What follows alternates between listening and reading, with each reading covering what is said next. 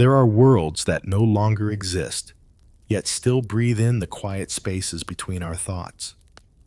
Worlds carried not by walls of stone or pages of parchment, but by melodies, fragile, fleeting, and impossibly enduring.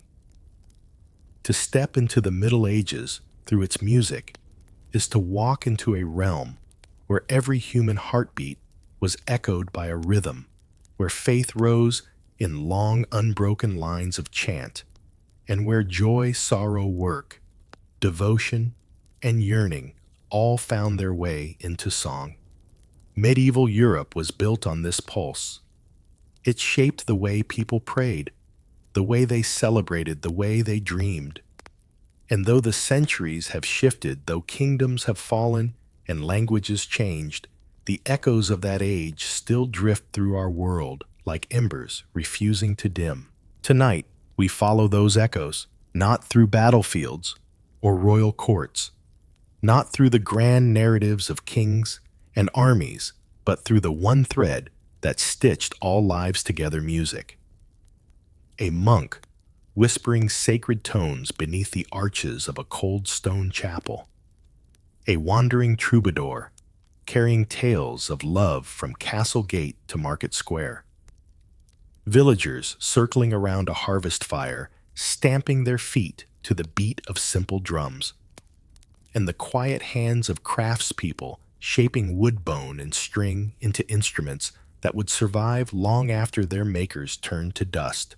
This journey will move slowly, like walking deeper into a forest, where each step reveals something softer, older, more mysterious. 10 chapters, each unfolding like a chamber in an ancient hall, lit by the glow of memory.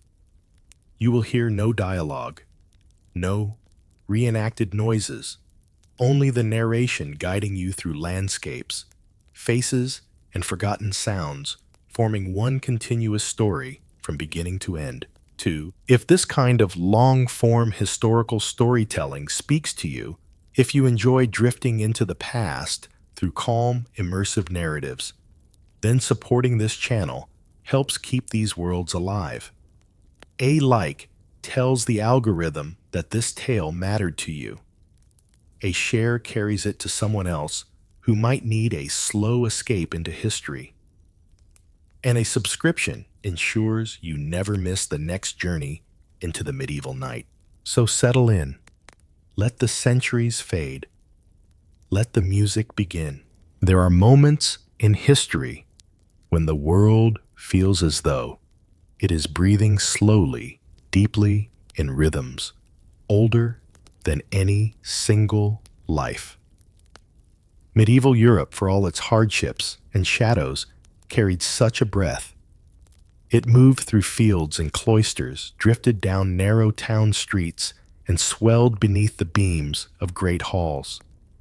It was the breath of music woven into every layer of existence. And to enter the Middle Ages through its sound is to walk into a landscape shaped not by silence, but by a subtle, constant pulse. At the heart of this world stood the church. Its presence dominated not only the skyline, with towers rising above thatched roofs, but the schedule of daily life. Dawn broke with ritual, dusk closed with prayer. And through these movements, the first tone many medieval people heard was the steady ringing of a bell. Suspended high in a belfry of timber and stone, its voice traveled across miles of countryside. It carried through mist that clung to the moors, through crowded market squares, waking to the shuffle of early trade, through hamlets scattered like islands in a sea of fields. The bell marked the beginning of each day, but more importantly, it set the tempo of medieval time. Beyond the church's reach, life in the countryside moved at its own rhythm, a rhythm tied to the land. The Middle Ages were overwhelmingly rural, and most people lived by the cycle of seasons rather than the commands of parchment and crown. Here music grew out of labor. The repetitive motions of plowing, Sewing, weaving, and grinding created patterns that easily found their way into simple, almost instinctive song. These were not compositions written with ink and stored in libraries. They were daily companions, murmured melodies passed from parent to child, shared across fields shaped by the wind and the soil.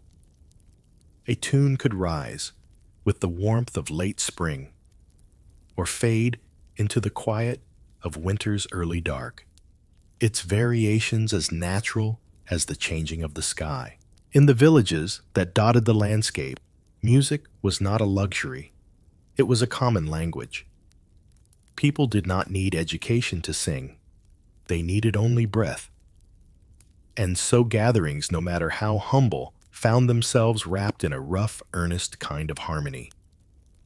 A harvest completed a wedding, blessed by family rather than formal decree. A feast marking the end of hardship, each event stirred up its own celebration.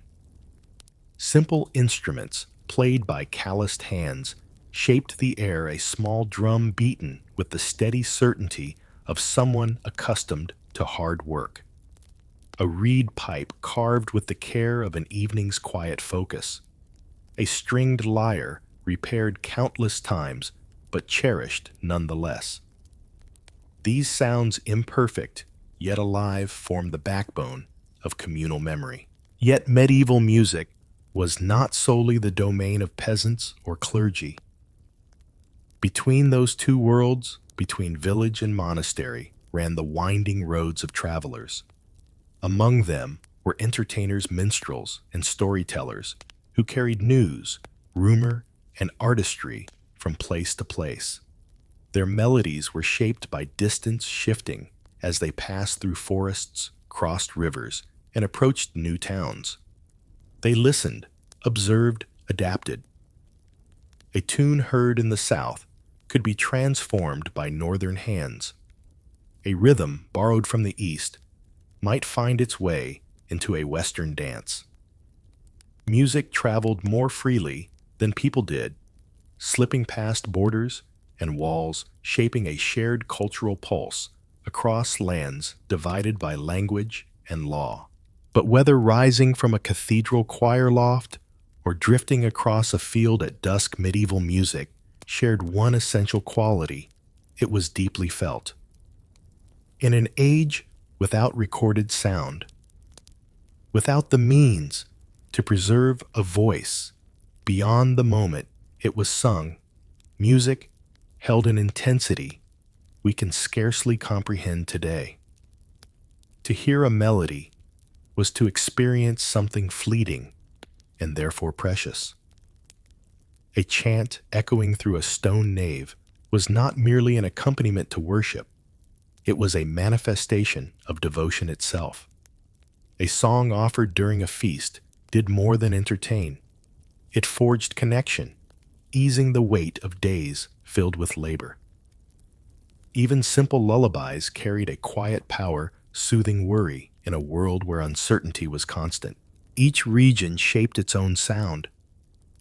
The cold, sea-beaten edges of northern Europe favored sturdy instruments that could endure the climate, the drone of bagpipes, the steady pulse of frame drums.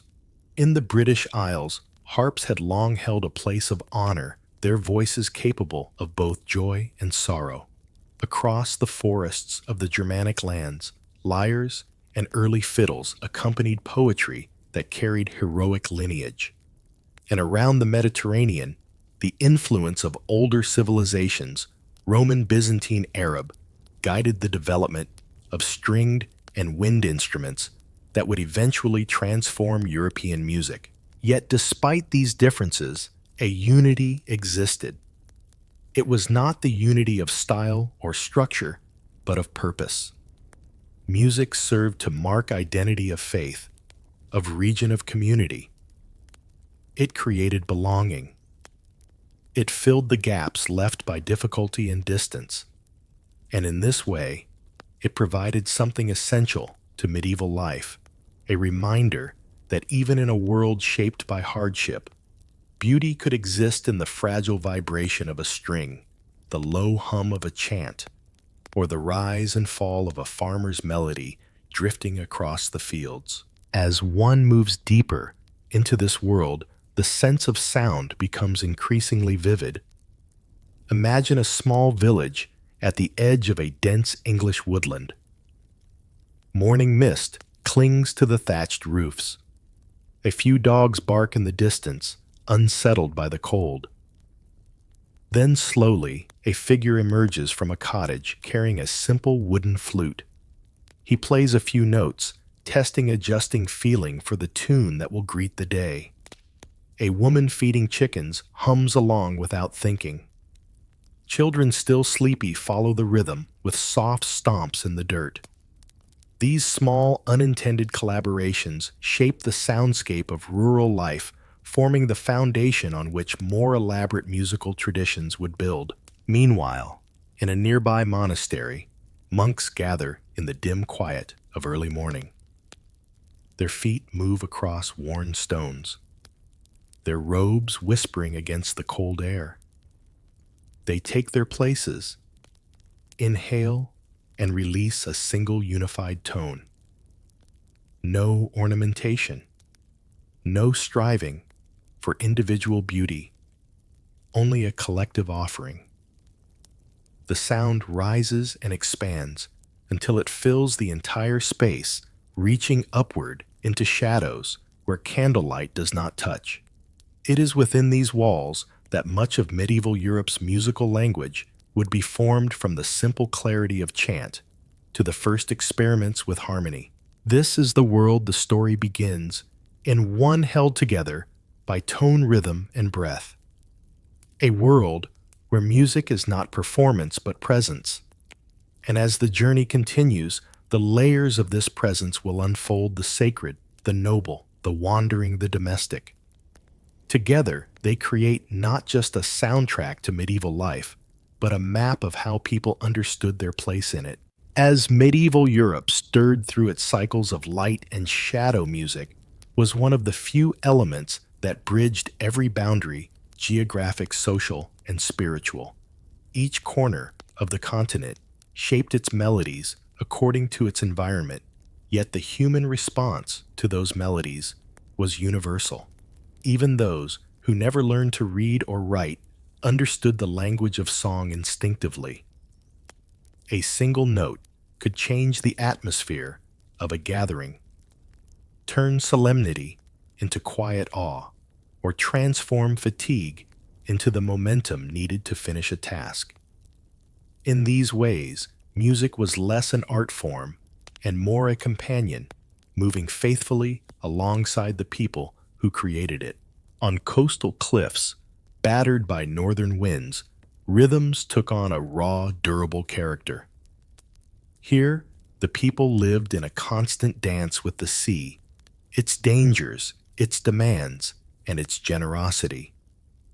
Their music, forged by weather and tide, echoed this relationship. Harsh gusts that swept across the North Sea shaped the timbre of local instruments. Drums had to be tightly bound to survive the dampness. Wooden pipes needed to be carved with care so that salt-heavy air would not warp their bodies. The melodies formed in these communities were steady, grounded, and meant to withstand the elements. They rose like chants born from the surf and fell like the sigh of the ocean, withdrawing across pebbled shores. Further inland, in regions shaped by forests rather than water, the soundscape softened. Dense canopies muffled noise, creating pockets of quiet where even the faintest tune carried far. Shepherds, guiding their flocks along wooded paths, learned to use simple reed pipes, not just for entertainment, but as practical tools, signals to communicate across distances, share direction, or ward off the encroaching wild. In these woodlands, music became part of survival.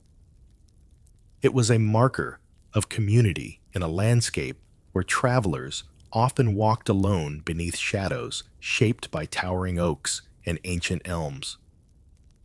Every melody, no matter how simple, helped lighten the weight of solitude. In the towns and cities that grew around trade routes, music adopted yet another flavor.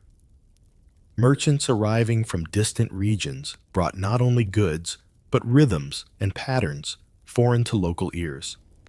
Markets filled with scents of spice and dye became melting pots of sound as well. Artisans hammered metal into tools, creating percussive patterns that mingled with wandering minstrels, tuning their instruments beside fountain squares. Here, music was ever-changing, adaptable, infused with the colors of many cultures. It reflected a world where ideas traveled as quickly as caravans, and where songs could not remain unchanged for long. Even within these varied settings, the presence of the church remained constant. Cathedrals and monasteries anchored the landscape, their scale and construction designed not only to inspire reverence but to shape acoustics. Inside these walls, sound became something almost physical. A single sustained note could linger long after it was sung, drifting upward into vaulted ceilings where it dissolved slowly as though reluctant to disappear. Monks and clerics understood this phenomenon intimately. Their chants were crafted with the architecture in mind, phrases stretched into long, unbroken lines, pauses placed carefully to allow space for echoes to rise and fall. It was music, written for stone, for shadow, for eternity. Yet music in the Middle Ages was not limited to these sacred and structured environments. It lived equally in the mundane movements of daily existence. A potter shaping clay hummed to keep his hands steady. A group of young laborers harvesting rye found the rhythm of their steps aligning naturally with improvised patterns. Mothers sang to soothe restless children. Elders used melodies to recall stories handed down across generations. These everyday songs rarely left their place of origin, yet they carried immense importance for the people who lived with them. They created continuity in a world where change often arrived abruptly through famine, sickness, conflict, or unexpected fortune. As seasons turned, music adapted accordingly. Winter brought long nights and bitter winds that tested endurance. In the dim warmth of communal hearths, families and neighbors gathered together, sharing songs meant to push back the heaviness of the cold. These winter melodies were slower, denser, and shaped by introspection.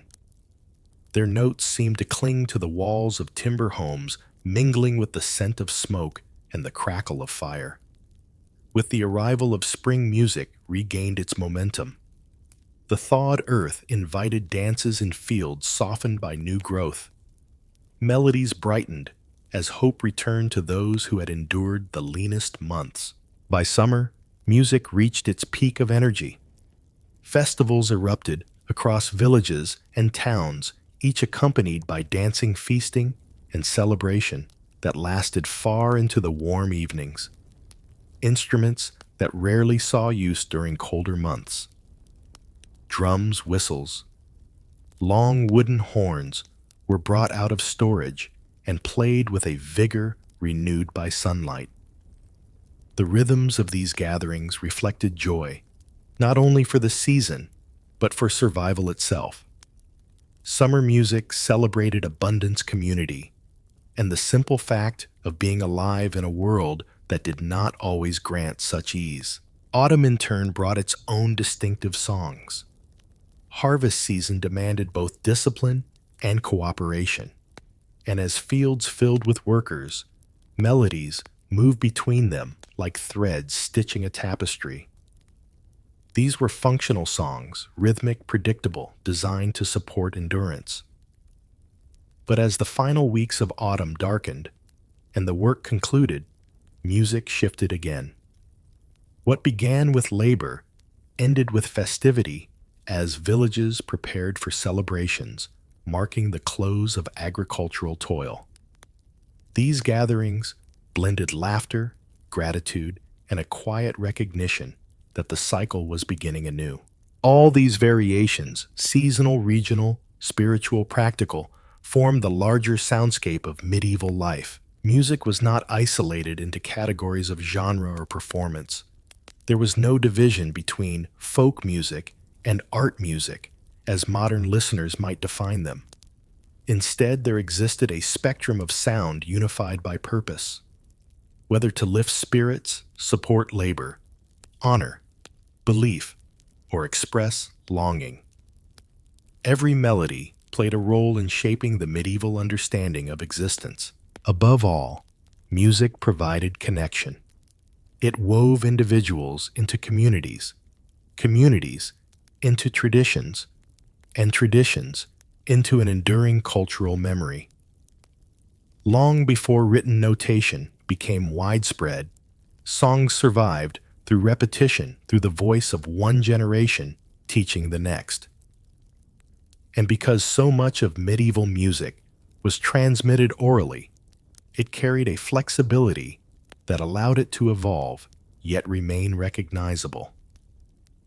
A tune sung in a Welsh village might differ from its counterpart, performed in a Scottish glen, yet both shared the same ancestral core.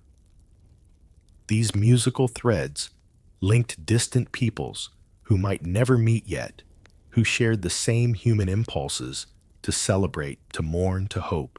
As twilight settled across the medieval landscape, the world softened into a deep, resonant quiet. Smoke rose from hearths, drifting upward into fading light. Roads emptied as travelers sought shelter. In some distant corner, a single instrument, perhaps a harp or a simple pipe, played a final tune before sleep. The last notes lingered in the cool air, dissolving into the murmured sounds of night. And with their fading came the realization that medieval music was at its heart an echo of life itself. Amid the rolling hills and cobbled streets of medieval Europe, the presence of stone cathedrals and monasteries loomed as both shelter and sanctuary. Their walls, built from generations of labor, were designed not merely to contain space, but to amplify it, to hold sound as a vessel holds water. Within these hallowed halls, music found its most reverent expression. It was here beneath arches that soared toward heaven and columns carved with symbols of faith that voices could resonate with a depth impossible elsewhere, a place where sound and spirit intertwined. The air inside a cathedral was always cooler than the outside world, carrying a dampness that clung to robes and hair alike. Yet this chill did nothing to diminish the intensity of human devotion. Monks and clerics assembled in choir stalls, their presence ordered solemn yet imbued with a quiet energy. They did not merely perform music, they became instruments themselves, their bodies and voices integrated into the structure. Every inhale, every measured breath contributed to a soundscape designed to elevate the soul. It was music, as architecture, as ritual, as prayer made audible. Gregorian chant formed the backbone of this sacred sound. Its tones, often moving in long meditative lines, were deliberately unornamented. Each note lingered suspended between intention and silence, allowing worshippers to follow a path of reflection without distraction. Unlike modern music, which often seeks to surprise or entertain, Gregorian chant demanded stillness and attentiveness. Its beauty was in its constancy, in its ability to fold time into a seamless experience. It mirrored the slow rhythms of the human spirit reaching toward the divine, a musical expression of patience, devotion, and reverence. The polyphony of early medieval Europe emerged gradually within these spaces. As monks and clerics explored the possibilities of harmony, voices began to interact, weaving together in patterns that suggested dialogue, tension, and resolution. Each line moved independently, yet contributed to a cohesive whole. The effect was mesmerizing, a sound that seemed to come from everywhere at once, enveloping listeners in waves of resonance. It was a sonic architecture as intricate as the stone vaults themselves, a testament to human creativity shaped by devotion. Even in its earliest, simplest forms, polyphony hinted at the immense complexity and potential of sacred music yet to come. But the experience of church music was never purely auditory. It was deeply spatial, affected by the very shape of the building. High ceilings and rounded arches caused sound to linger longer than it might elsewhere. A single voice could echo down a nave, folding over itself multiple times before fading into silence. Candles and stained glass filtered light in delicate patterns across walls and floors, creating a visual rhythm to accompany the auditory one. Every element, light stone breath, worked together to make the act of listening a complete sensory immersion. Outside the monastery, cloisters, the influence of church music extended into village life. Bells rung at prescribed hours marked prayer times and punctuated the day with familiar rhythms. People who never entered a cathedral still experienced the reach of these sounds, their daily movements subtly aligned with sacred patterns. Even seasonal festivals retained echoes of liturgical music. Hymns and carols migrated into public spaces, blending with folk melodies in ways that blurred the line between sacred and secular. Music, in this sense, became a connective tissue linking isolated communities through shared ritual and memory. Monks themselves were disciplined in their musical practice. Daily life revolved around the canonical hours, matins lauds prime, terce sext, none vespers compline.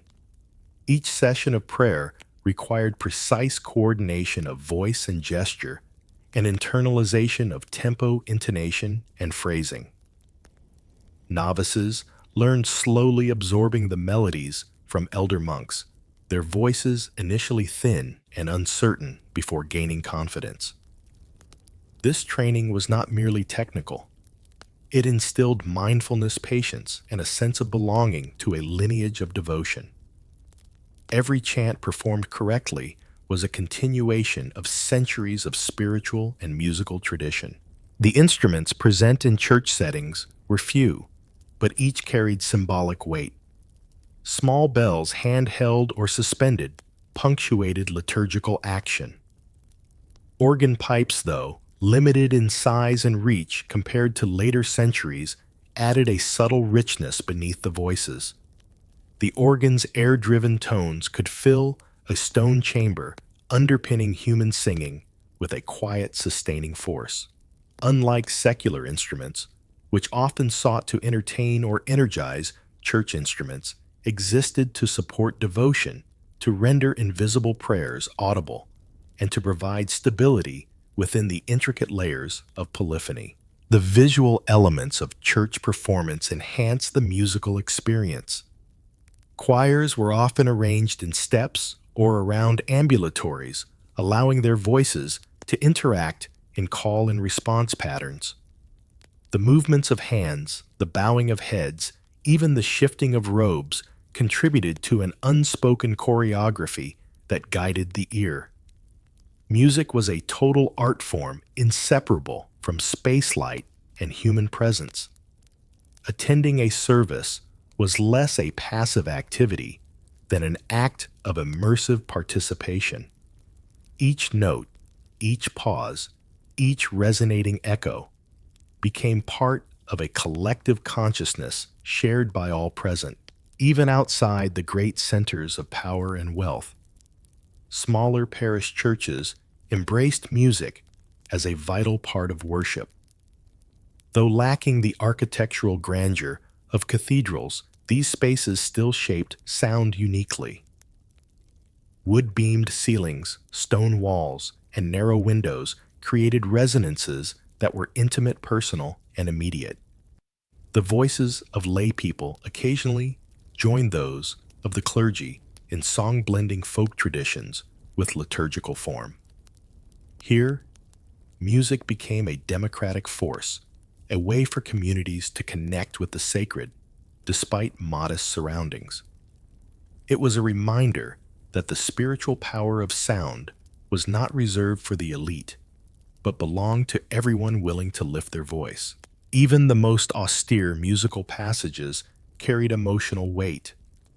Silence punctuated the chant, allowing contemplation, reflection, or prayer. The pauses between phrases were as meaningful as the tones themselves, providing space for the listener's mind and heart to dwell within the moment. Music became a mirror of inner life, reflecting both individual and collective consciousness. It offered comfort in uncertainty, grounding in a world that could feel fragile and unpredictable.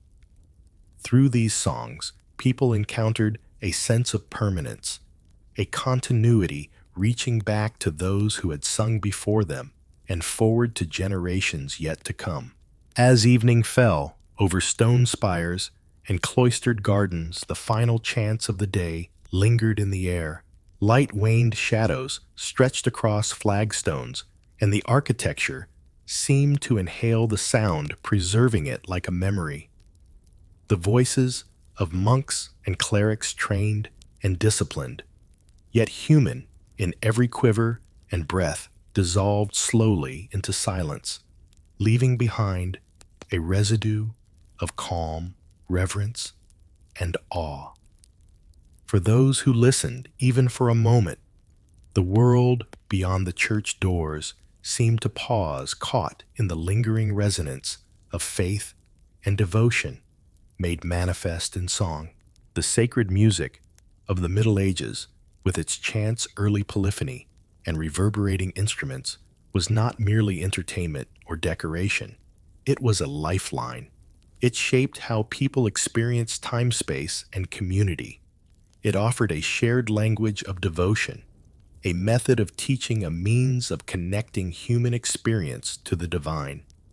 And though centuries have passed, the echo of these voices, like ripples on still water, continues to shape the way we understand the profound power of sound, breath, and presence. Beyond the monastery walls, the reach of sacred music stretched subtly into the lives of ordinary people.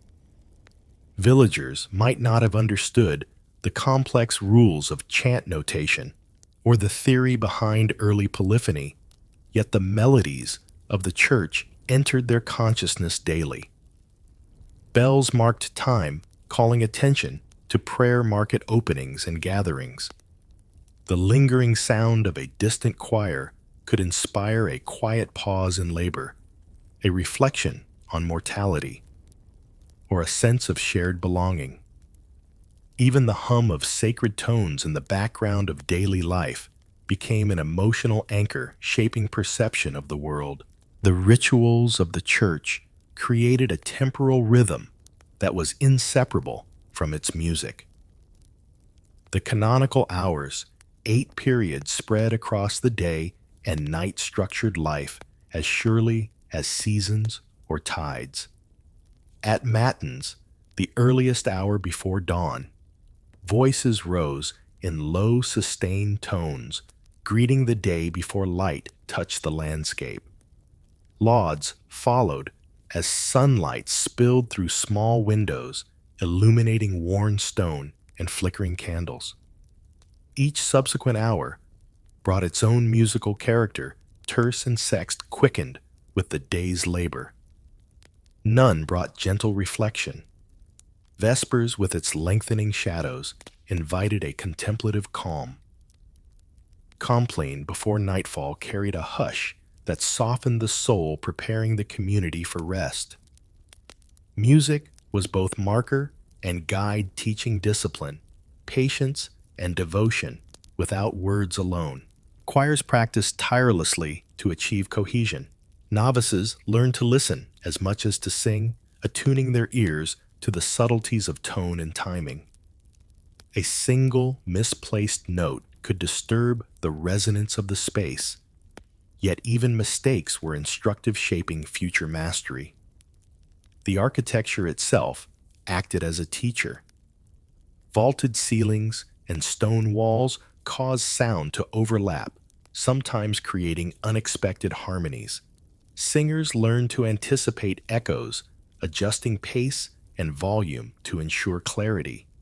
In this music was both art and science, requiring both technical skill and a sensitivity to the invisible forces around them. Sacred instruments, though limited, played significant roles.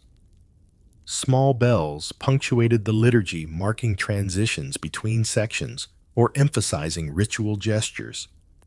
Early organs, still rudimentary by later standards, provided a continuous tonal foundation beneath human voices. Their air-driven pipes filled the nave with a quiet, sustaining presence, supporting the chant without overwhelming it. Even these modest instruments demanded careful attention, requiring tuning, maintenance, and understanding of their interaction with architecture. Every sound, whether human or mechanical, contributed to the holistic experience of worship. Music in the church was inherently communal. Each individual voice blended into a larger body, creating a resonance impossible to achieve alone. Monks and clerics internalized both melody and text, allowing them to sing with precision, yet imbue every note with spiritual intent.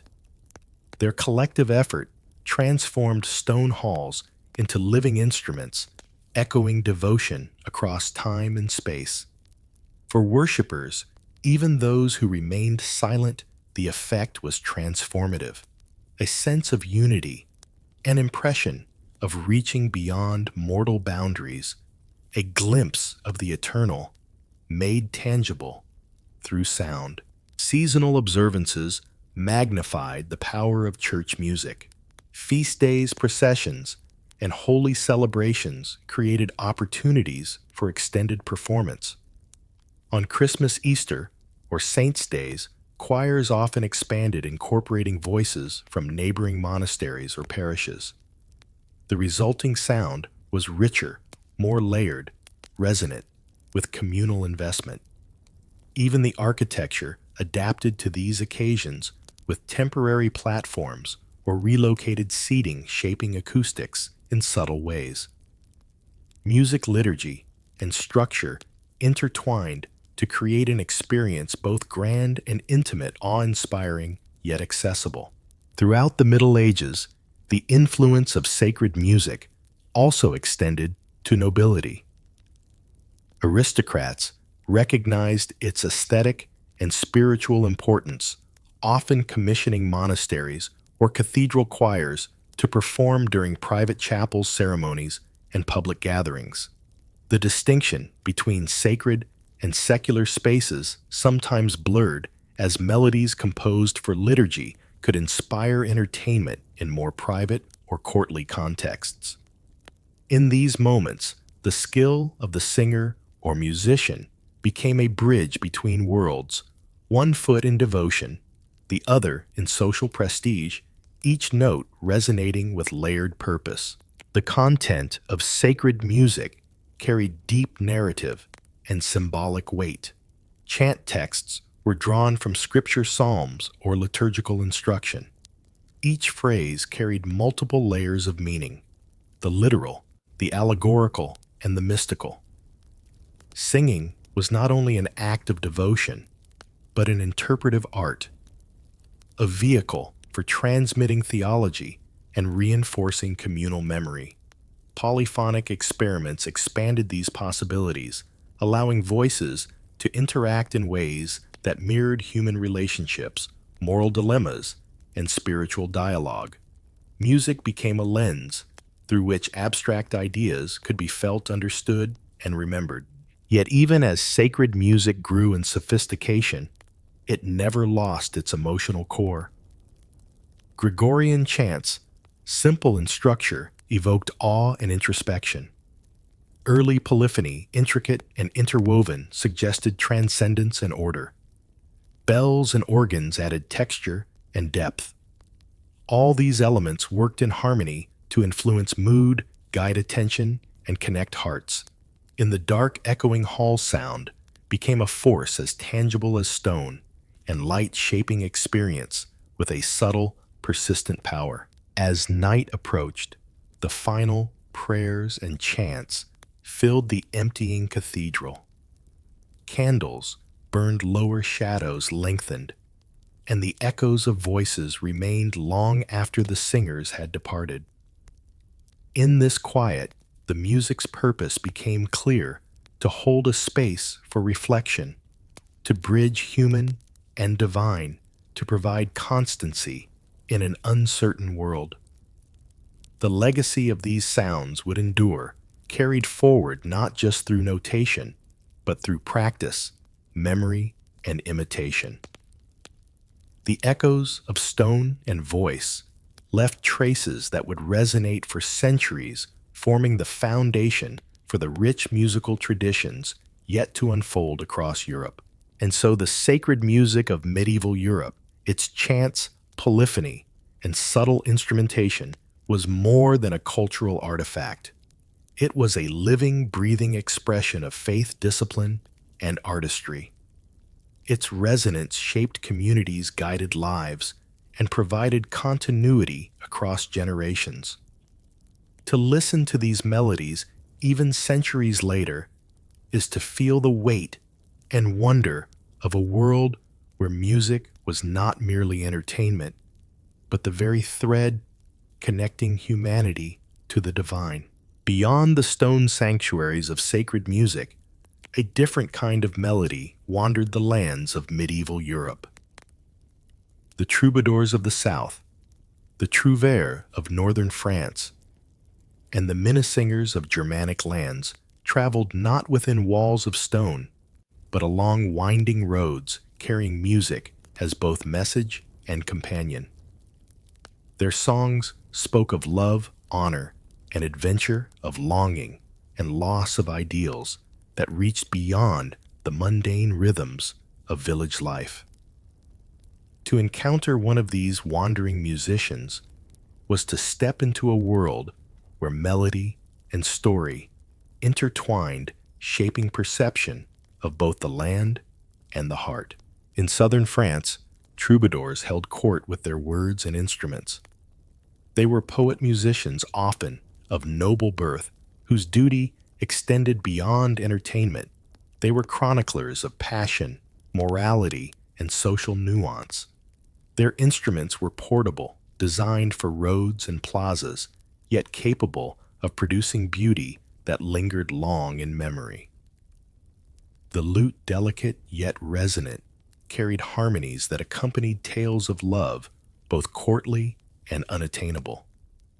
Their lyrics explored desire in its many forms, yearning for a distant lady, the devotion inspired by virtue, the tension between earthly longing and moral expectation.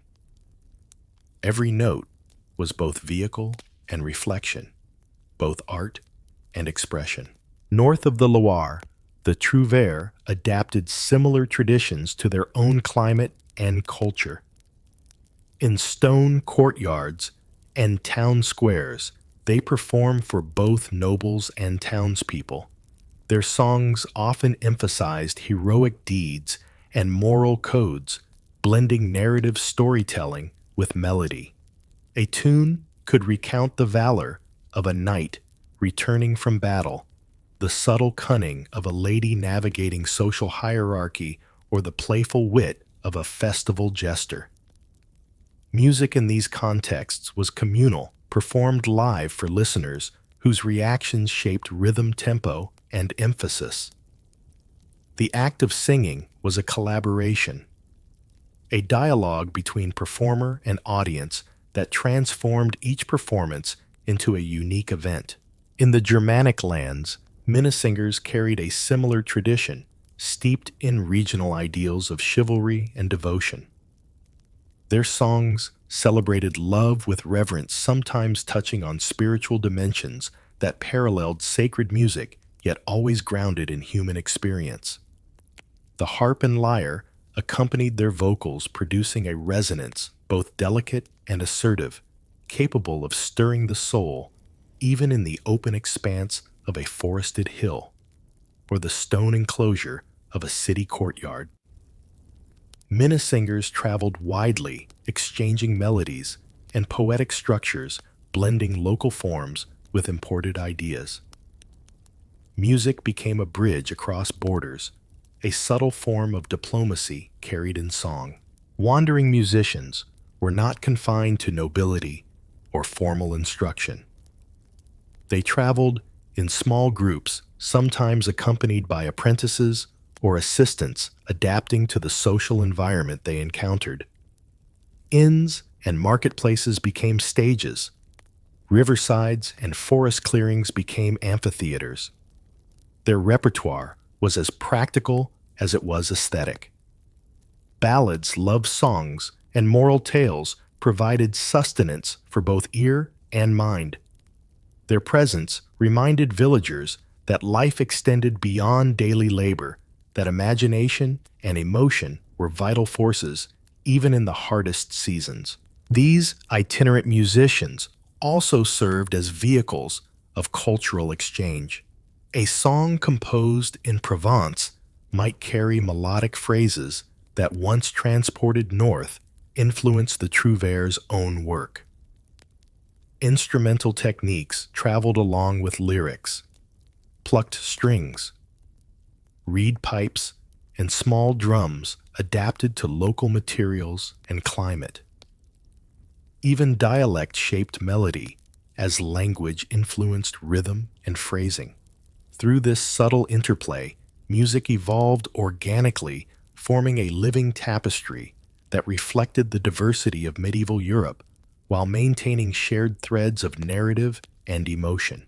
Love, in particular, was a constant theme. Courtly love, the idealized, often unattainable devotion to a noble lady, dominated many songs. Yet these were not merely exercises in sentiment.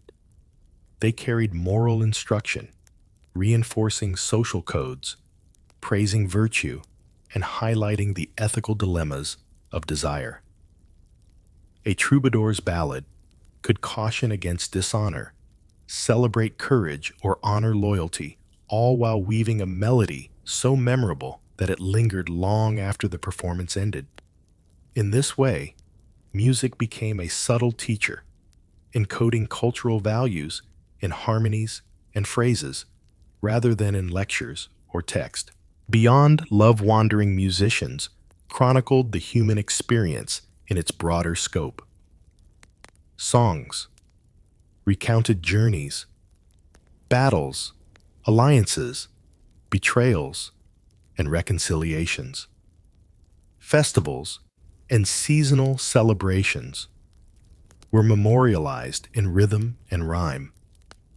Even everyday life market transactions, work rhythms, domestic routines found its way into their repertoire. By capturing both extraordinary and ordinary moments, troubadours, trouvères, and Minnesingers ensured that memory itself became musical.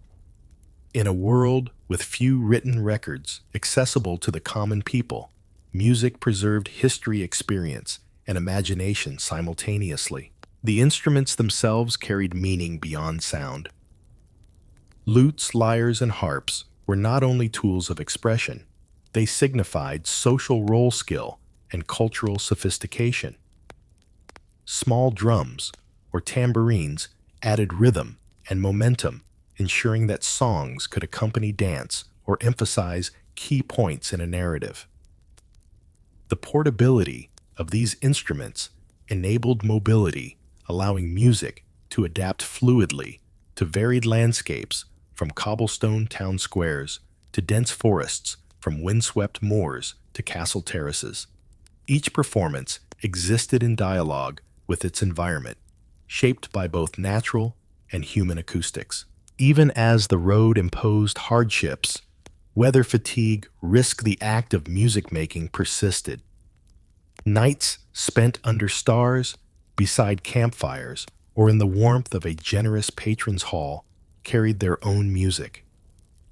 The rustle of fabric, the whisper of wind through trees, and the murmur of companions became part of the auditory palette.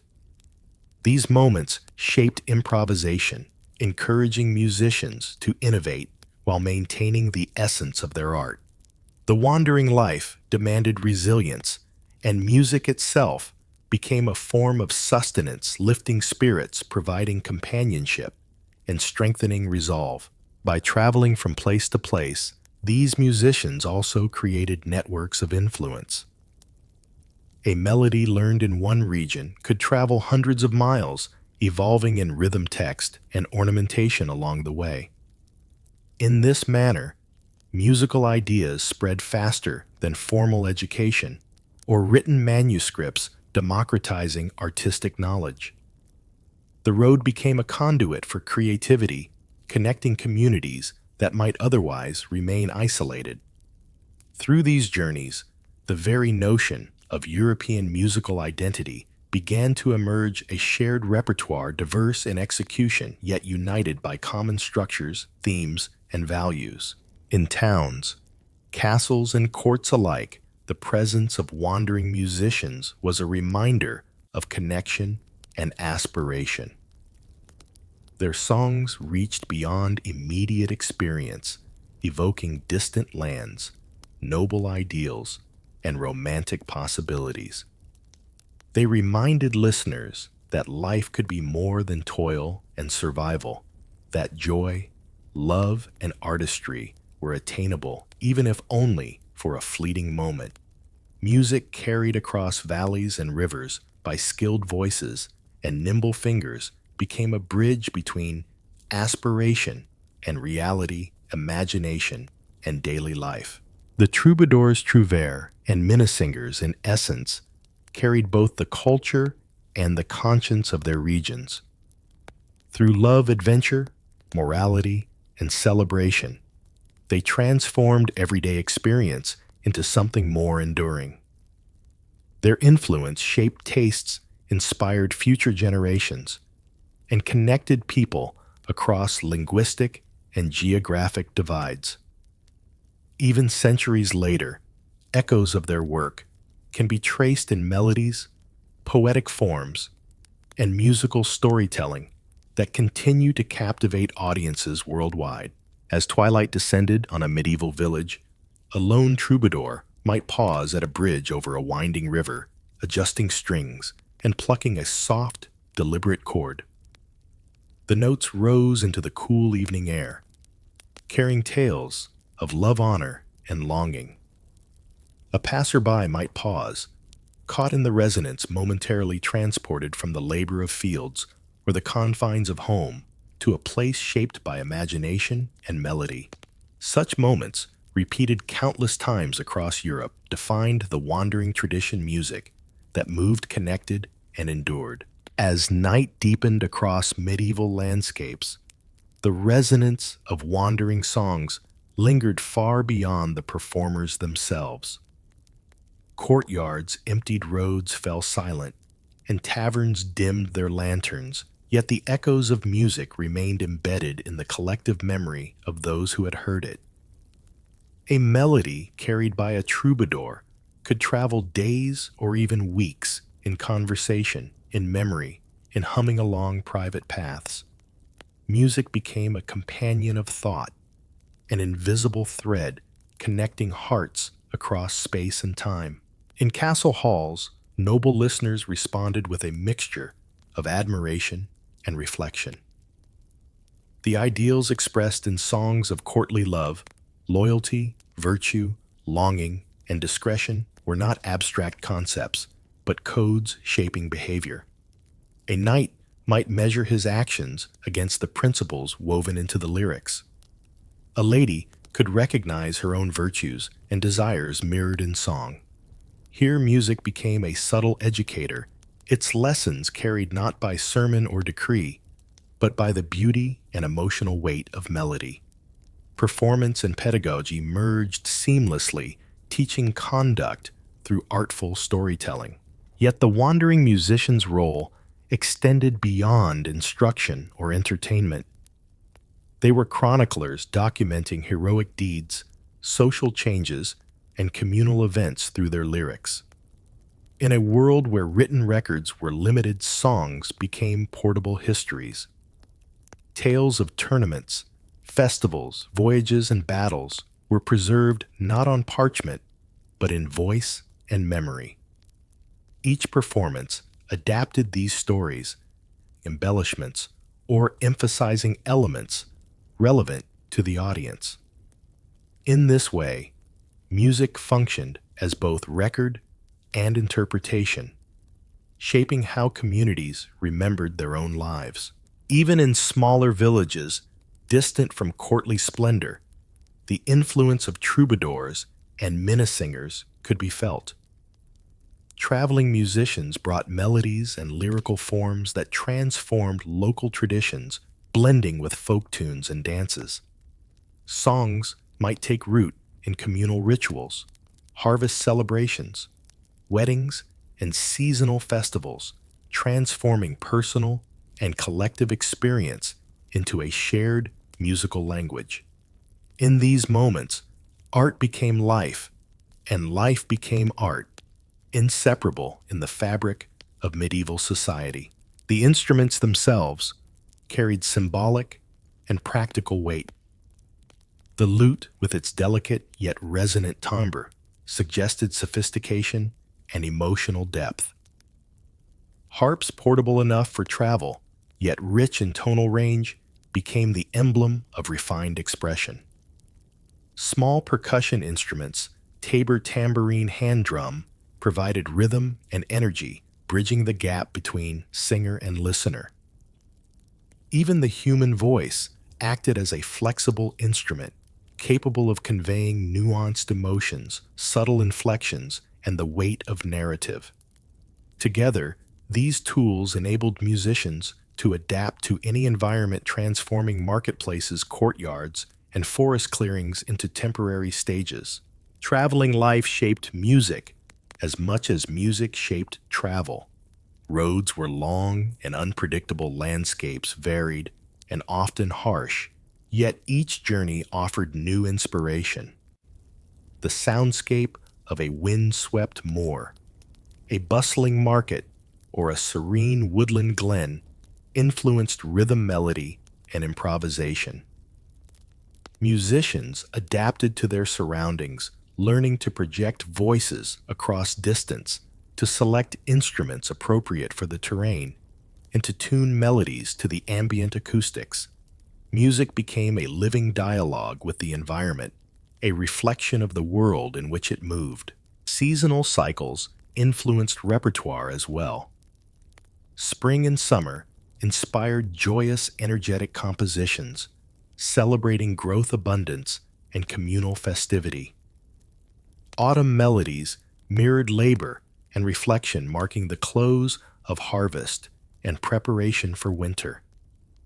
Winter brought slower, contemplative songs, often performed indoors by firelight, evoking intimacy and introspection. Through these shifts, music remained attuned to the rhythms of life, mirroring both the external world and internal emotional states of listeners. Songs of love, while central, were never isolated from broader human experience. Tales of bravery, loyalty, deceit, and reconciliation threaded alongside romantic ideals. Festival songs, narrative ballads, and moral tales intermingled with love poetry, creating a rich tapestry of thematic diversity. Music was both a mirror and a guide, reflecting lived experience while shaping perception, instructing subtly while entertaining freely. Each song carried layers of meaning, resonating differently depending on context, performer, and audience. Despite differences in region, language, and culture, a shared spirit united wandering musicians. Their artistry transcended local boundaries, creating a sense of pan-European identity. Songs composed in one province could inspire variations in another. Melodies learned in the south might resonate in northern courts, and narrative structures adapted to local norms. This fluidity allowed music to circulate widely, knitting together communities that were otherwise isolated by distance politics or language. Music became a bridge, a shared vocabulary, connecting diverse people across medieval Europe. By evening, when candles flickered in castle halls and hearth fires glowed in village homes, the day's music faded, but did not disappear. The lessons, emotions, and memories embedded in melody lingered long after the final note. Individuals carried these songs inward, humming along paths recalling stories or reflecting on ideals. Music, in this sense, was both ephemeral and enduring, immediate in performance, eternal in influence. It shaped understanding behavior and memory, weaving through lives in ways that would persist for generations. The legacy of troubadours, trouvères, and Minnesingers extended far beyond their own lifetimes. They established frameworks for melodic structure, lyrical form, and narrative storytelling that would influence composers, poets, and performers for centuries. They preserved cultural values, documented societal change, and inspired emotional resonance through art. Most importantly, they demonstrated that music could traverse both space and social strata, connecting individuals across geography, status, and circumstance through the shared experience of sound and story. And so, the wandering musicians of medieval Europe carried more than lute, harp, or voice. They carried connection, memory, and aspiration. Their melodies moved through stone towns, across rivers and forests, through markets and halls, embedding themselves in the consciousness of listeners. Through love, adventure, morality, and imagination, they shaped the emotional and cultural landscape of the Middle Ages, leaving traces still detectable in the ballads, poetry, and musical storytelling of later centuries. Music was not simply performed. It was lived, breathed, and remembered. As the night drew deeper and the final murmurs of distant melodies dissolved into the dark, one could sense the quiet power of this tradition. Each note, each refrain, each carefully woven story had contributed to a continent's evolving cultural fabric.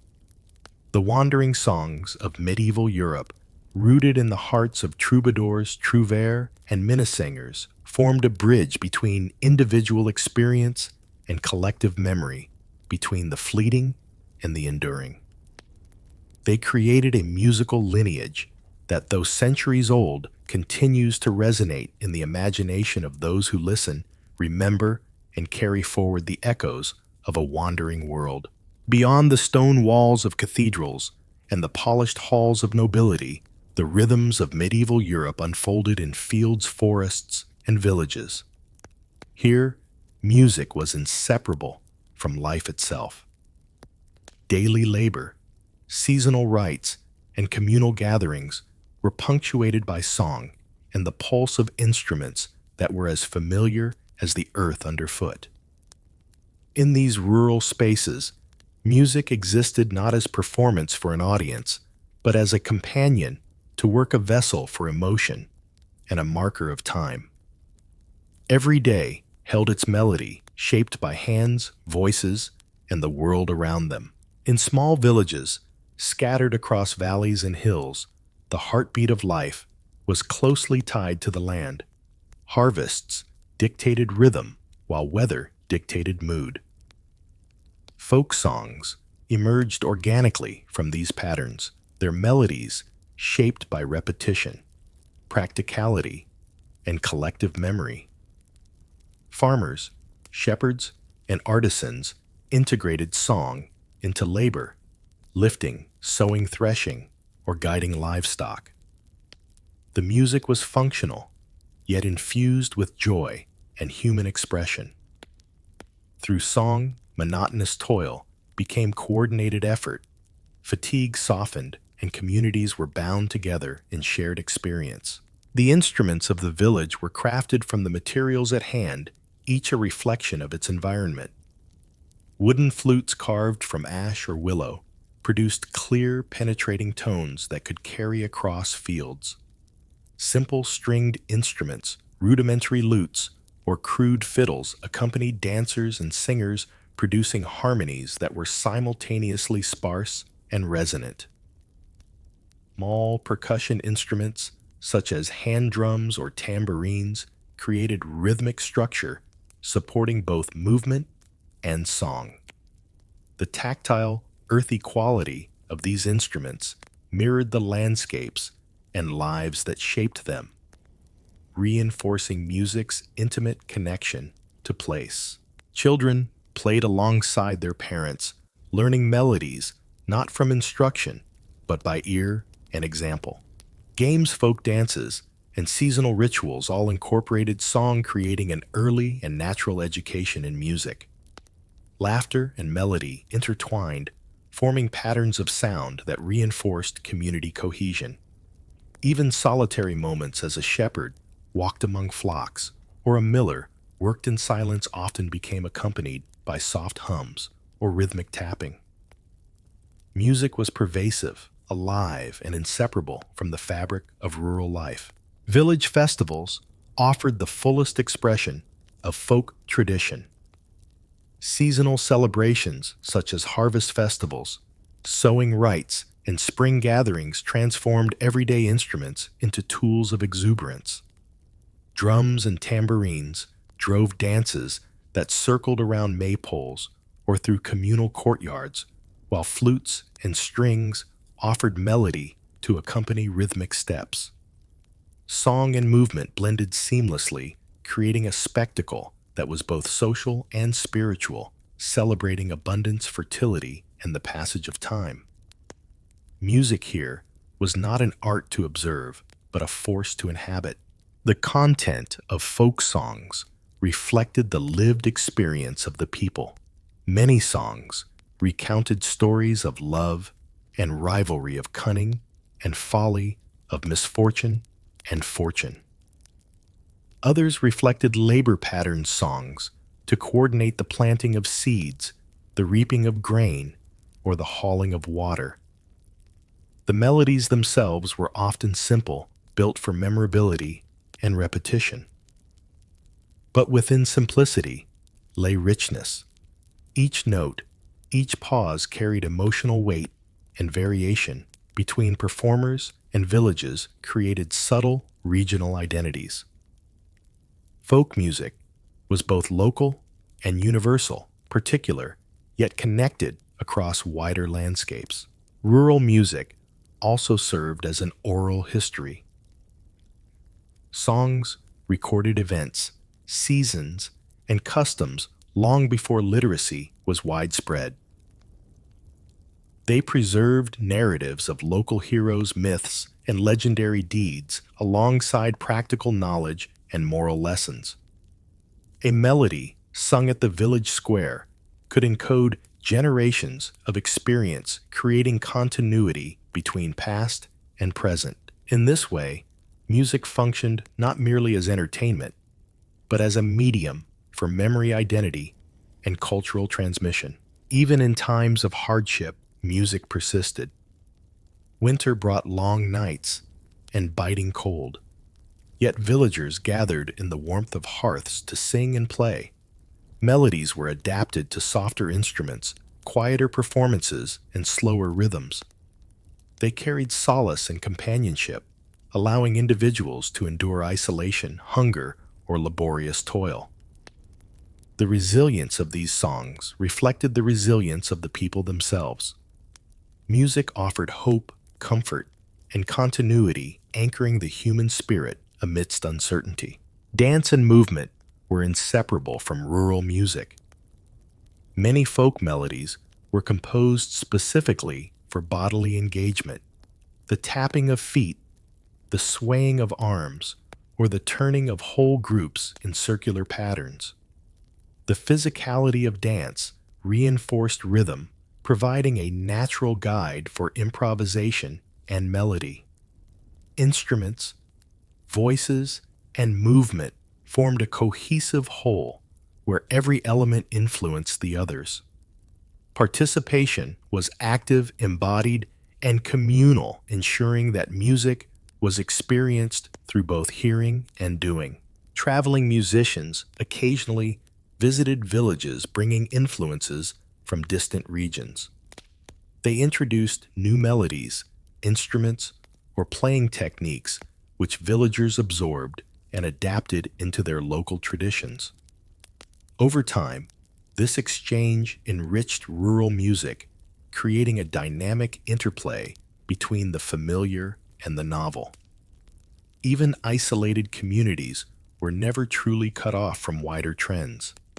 Sound like water or wind found its way through valleys, roads, and rivers, carrying ideas and motifs across miles and generations.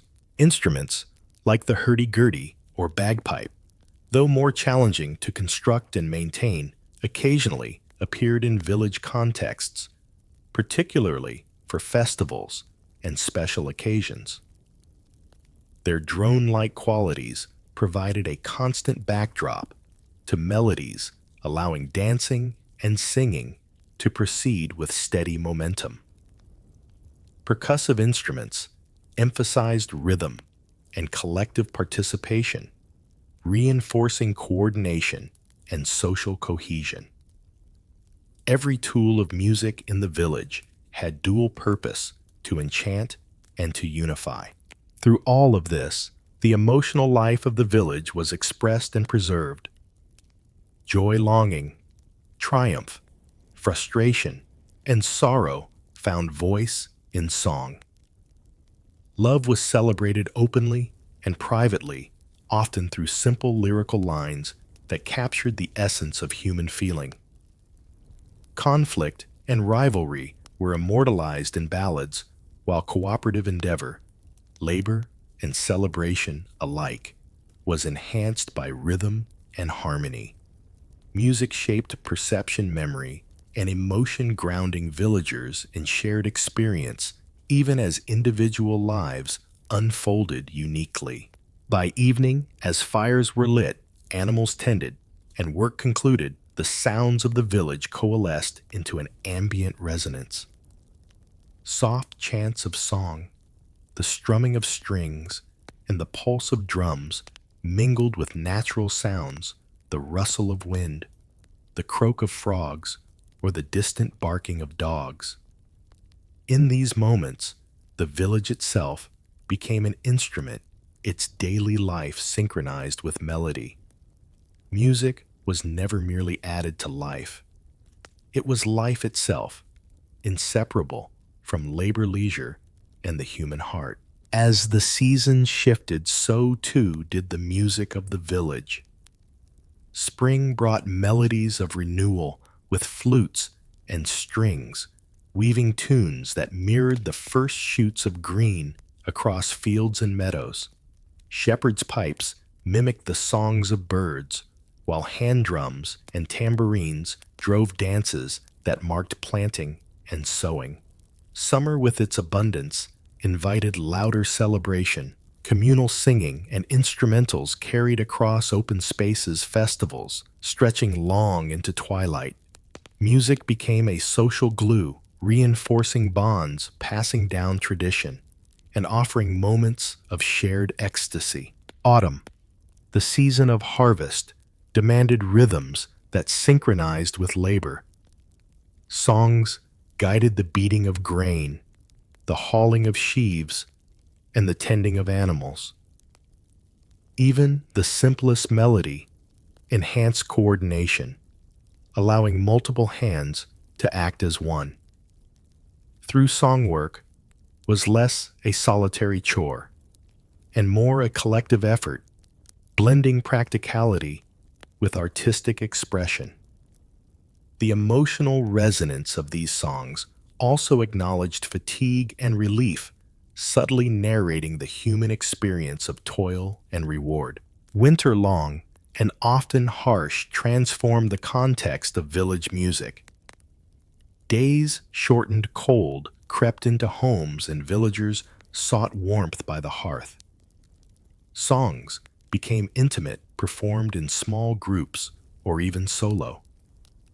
The melodic lines were slower, more reflective, carrying stories of endurance, faith, and memory. Tales of past seasons, ancestral deeds, and local legends were preserved in these performances. Music in winter became a balm against isolation, sustaining morale and keeping communal identity alive during months of scarcity and darkness. The relationship between music and movement was central to village culture. Dances, often in circles, lines, or pairs, were inseparable from rhythm and melody. Feet tapped, hands clapped, and bodies swayed in time with instruments and song.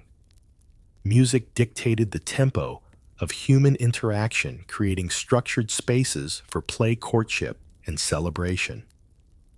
The act of participating rather than merely listening emphasized music as a living communal practice. Each performance, though repeated, was unique, shaped by participants' energy, improvisation, and collective spirit. Traveling musicians, though, occasionally introduced novelty and innovation into the village repertoire. They brought new melodies, rhythms, and instrumental techniques from distant towns, courts, and regions. Local performers adapted these ideas, blending foreign influences with familiar motifs.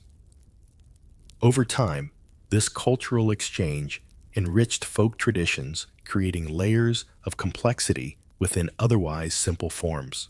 Villages were both custodians and innovators, preserving heritage while remaining open to evolution through contact with wandering performers.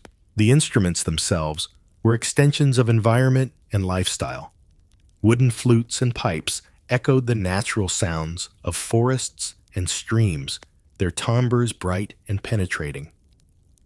Fiddles, often crude in construction, conveyed melody with an immediacy that resonated with the human voice.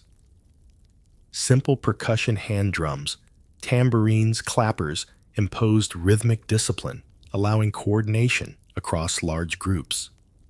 Each instrument, while practical, also bore aesthetic and symbolic significance.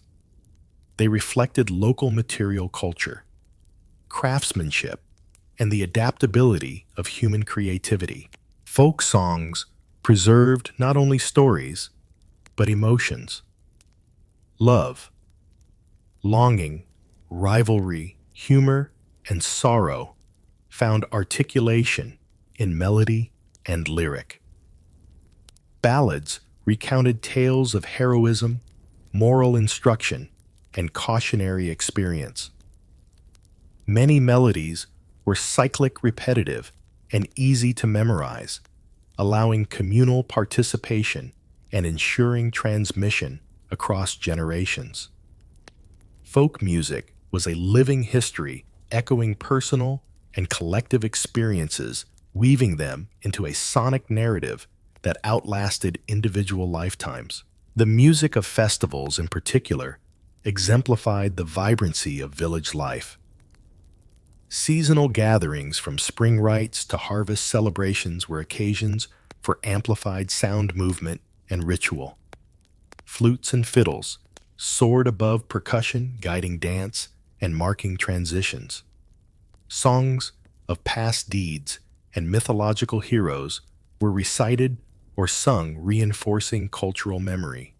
Music provided structured joy and emotional catharsis, allowing the community to reflect on shared identity while celebrating vitality and abundance. Even mundane daily moments were imbued with melody. Children's games, domestic chores, and solitary walks through fields or forests often carried quiet tunes, hums, or rhythmic chants. These smaller private expressions of music created a pervasive soundscape, blending seamlessly with work and nature. In this way, music was omnipresent, at once personal and communal, practical and expressive, spontaneous and ritualized. It defined the emotional landscape of the village, shaping perception, memory, and social cohesion. The transmission of music in rural contexts relied primarily on oral tradition. Songs were learned by imitation, memorization, and subtle adaptation. Each performer contributed to evolution of the melody, rhythm, and lyric, creating a dynamic interplay between preservation and innovation. Regional variations emerged naturally, reflecting local culture, language, and environment. The living tradition of folk music was thus a product of continuous participation and collective memory, ensuring resilience across generations.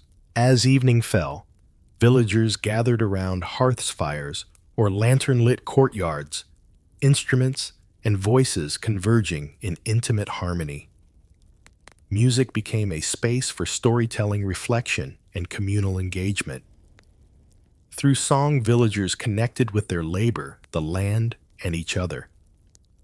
It carried lessons, entertainment, emotion, and identity, weaving together the practical and the poetic.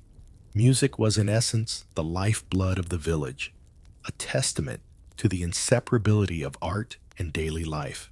Even in isolation, music endured. A shepherd's whistle across a valley, the rhythmic tapping of a miller, or a young girl plucking strings in a dim cottage carried melodies that transcended space. They preserved continuity, linked memory with the present, and resonated emotionally within the listener. Music's pervasiveness ensured that the rural world remained a tapestry of sound, narrative, and feeling, forming a bridge between generations, between labor and leisure, between ordinary life and the extraordinary power of art. Through all seasons, circumstances, and spaces, the music of villages thrived.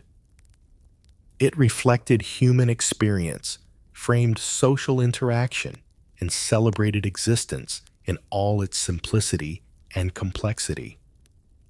Instruments, voices, and participation intertwined to create a living tradition that was both functional and transcendent. Music did not merely embellish life. It was life itself, carried in hands, breath, and memory. In the fields, forests, and homes of medieval Europe, music marked the human spirit as profoundly as the land marked those who worked it. By the end of the day, as candlelight flickered, livestock settled, and labor concluded, a final hush often fell over the village. Yet within that silence, the imprint of music persisted. Rhythms and melodies hummed through memory, embedding themselves in the consciousness of the people. These songs, carried forward by repetition, adaptation, and storytelling, ensured continuity of culture, emotion, and tradition. Music, in the heart of rural life, became eternal, a reflection of labor-love celebration, and the enduring human desire to transform sound into meaning. In the quiet chambers of castles and the open courtyards of noble estates, the resonance of stringed instruments shaped both music and culture. Harps, lyres, and lutes carried melodies that were at once delicate and profound, bridging the worlds of folk simplicity and courtly sophistication. These instruments were more than tools. They were vessels of expression, identity, and artistry, capable of evoking a spectrum of emotion, from introspective reflection to jubilant celebration. Each pluck of string spoke to lineage, taste, and the shared history of a people whose music had evolved over centuries. The harp, particularly in Celtic regions, embodied both tradition and symbolic presence. Its curved frame strings, stretched taut, produced a clarity and resonance that filled halls without overwhelming them. In Ireland, Scotland, and Wales, the harp was intertwined with cultural memory, accompanying epic tales of heroism, myth, and morality. Musicians often learned by apprenticeship, memorizing complex fingerings and patterns, absorbing both technical skill and the lore woven into each composition. The harp's sound echoed across time, suggesting continuity between past and present, the mortal and the mythic. In Anglo-Saxon England, the lyre held a similar prominence, particularly in monasteries, courts, and noble households. Its resonant strings, plucked with both precision and expression, provided a melodic canvas for both song and instrumental accompaniment. Lyric poets and storytellers relied upon the lyre to shape their narratives, reinforcing rhythm, mood, and emphasis. The instrument's modest size allowed portability without sacrificing tonal depth, making it a bridge between intimate domestic spaces and public performance. Its sound carried narrative weight, guiding listeners through tales of ancestry, valor, and moral complexity.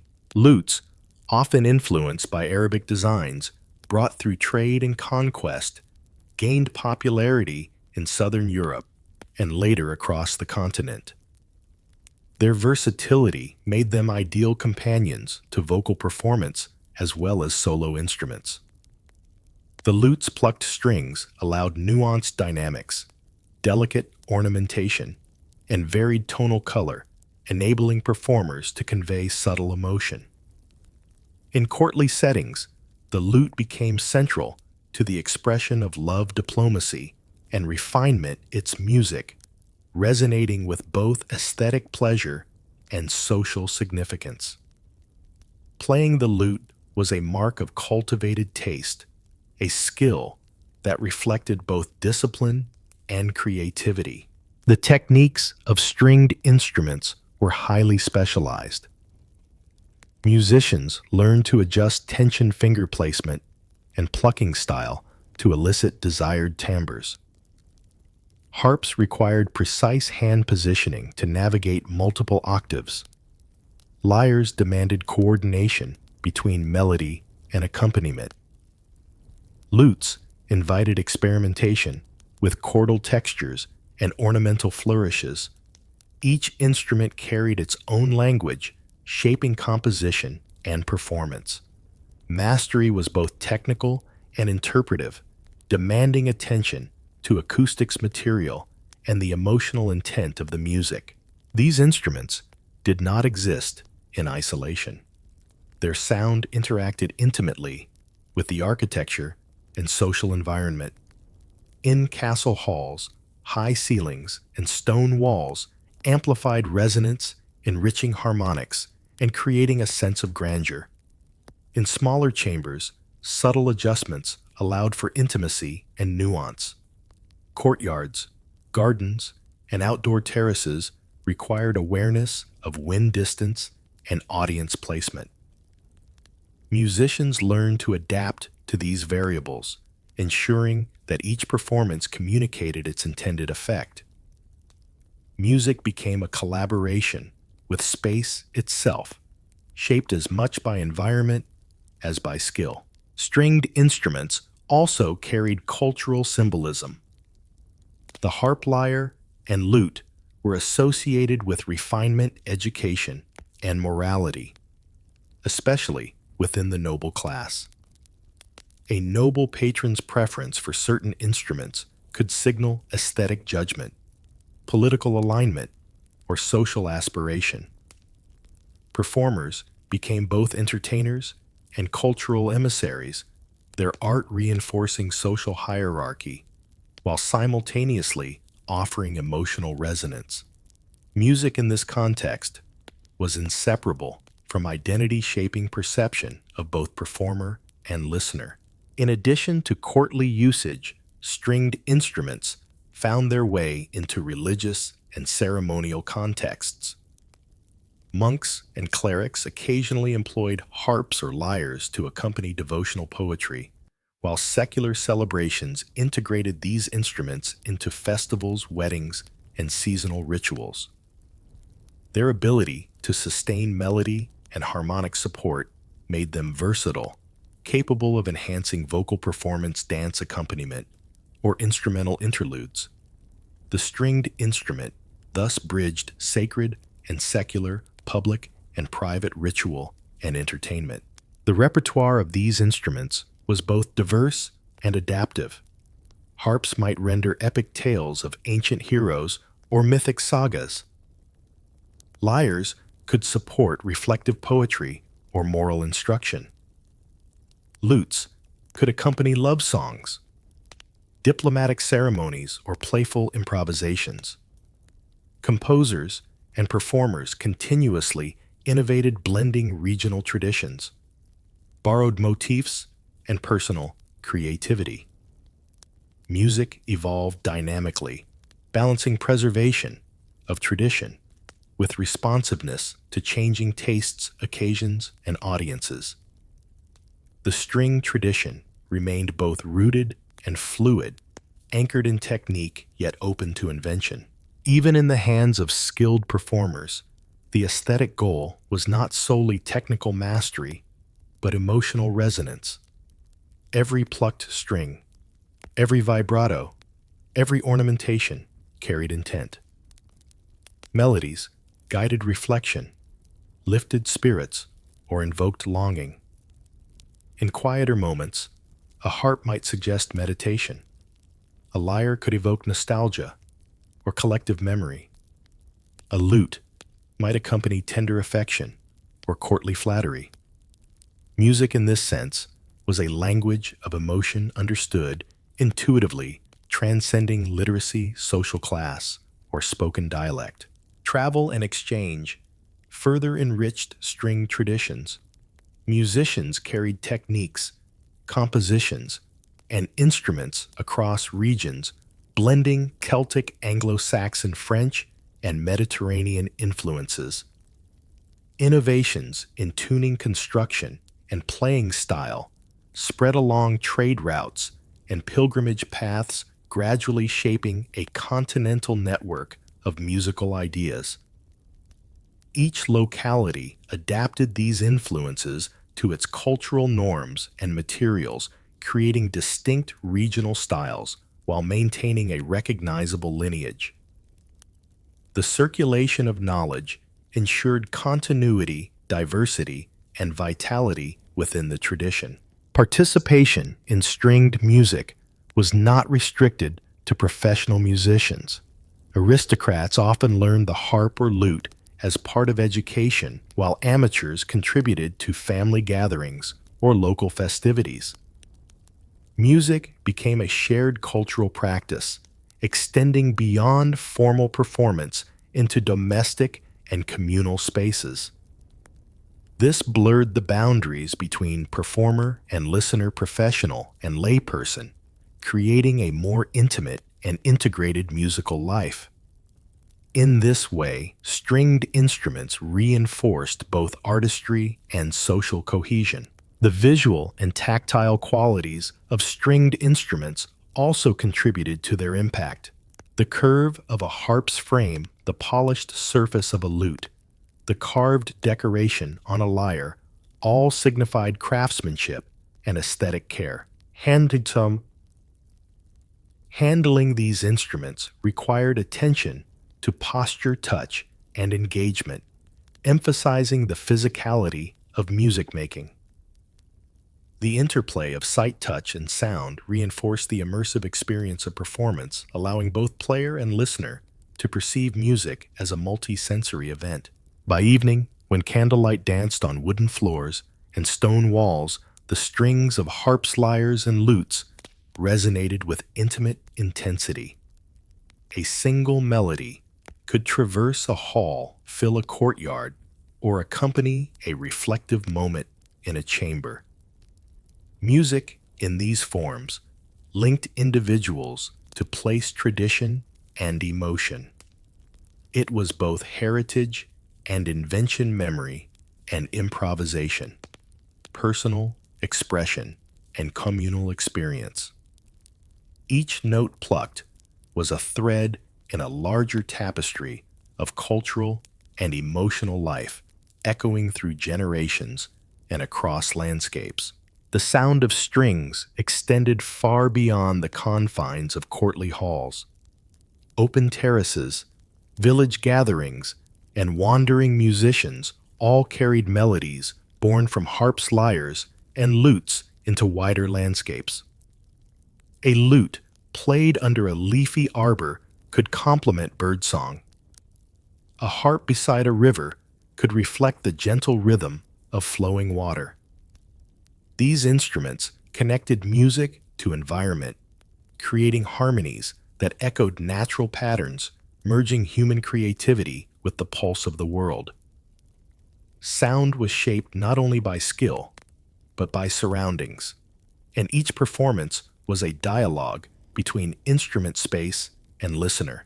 The practice of improvisation allowed musicians to adapt compositions for context and audience.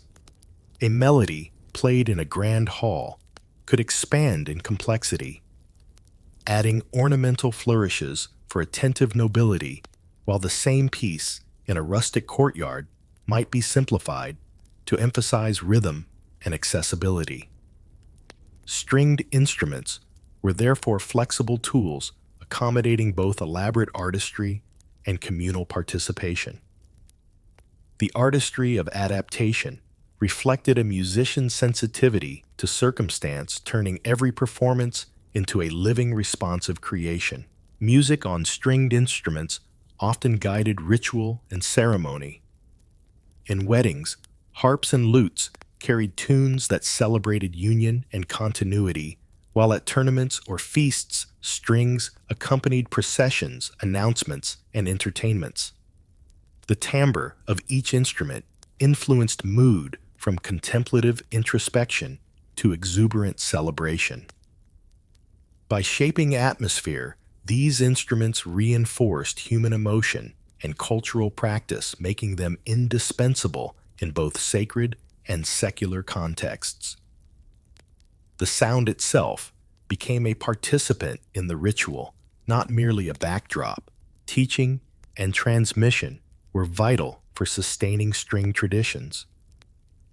Apprentices observed masters mimicking finger placements, studying posture, and internalizing melodic patterns.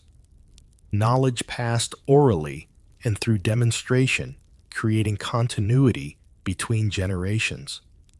Written notation, when available, supplemented memory, but was often secondary to the physical and auditory experience. Each apprentice absorbed both skill and aesthetic judgment, learning when to follow tradition and when to innovate. In this way, stringed instruments were not merely tools, they were conduits of culture, history, and technique. Emotion remained central to the practice.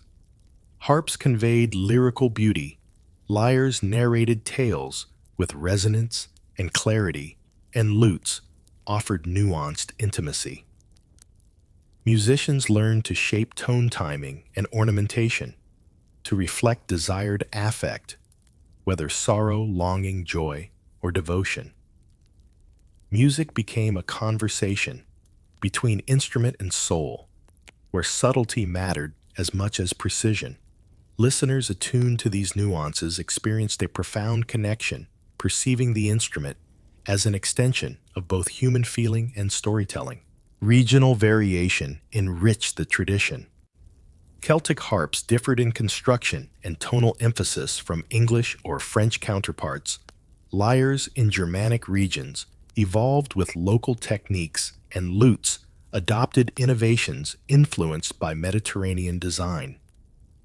These differences reflected materials, culture, and stylistic preference, creating a mosaic of sound that was distinct yet interconnected. Musicians traveled, exchanging techniques and repertoire, enabling hybridization that preserved tradition while fostering innovation.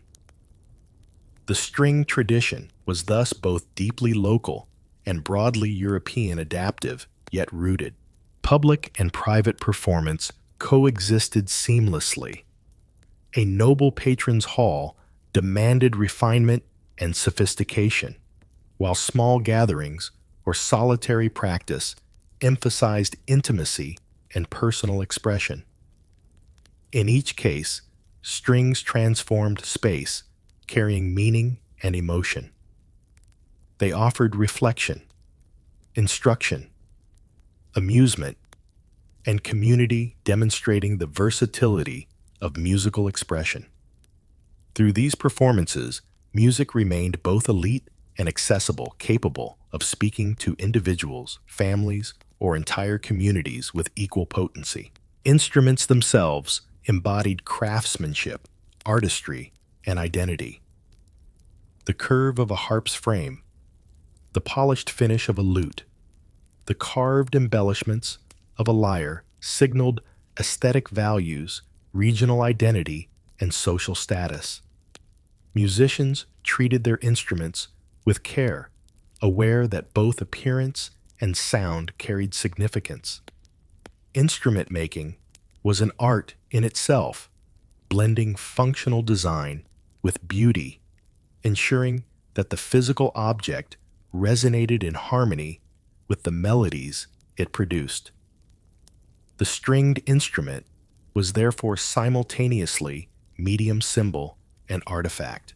Travelers, minstrels, and wandering performers carried stringed music beyond familiar regions. Along roads across rivers and between settlements, melodies disseminated in flexible form, evolving as they went. Harps might inspire local folk instruments, lyres influenced narrative structure in ballads, and lute techniques merged with vocal ornamentation. This circulation of ideas created a subtle but pervasive network, allowing music to adapt to new audiences while retaining recognizable essence. Sound became both a connector and a storyteller, linking distant communities in shared cultural experience.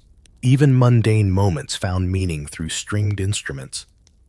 The quiet plucking of a lute in a chamber, the reflective tones of a harp in a garden, the rhythmic accompaniment of a lyre to poetry, all created intimacy, reflection, and engagement.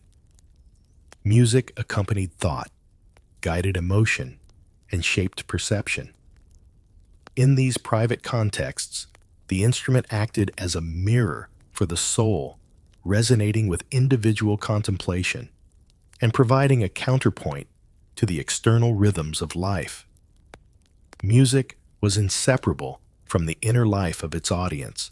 By candlelight and starlight alike, the resonance of strings endured.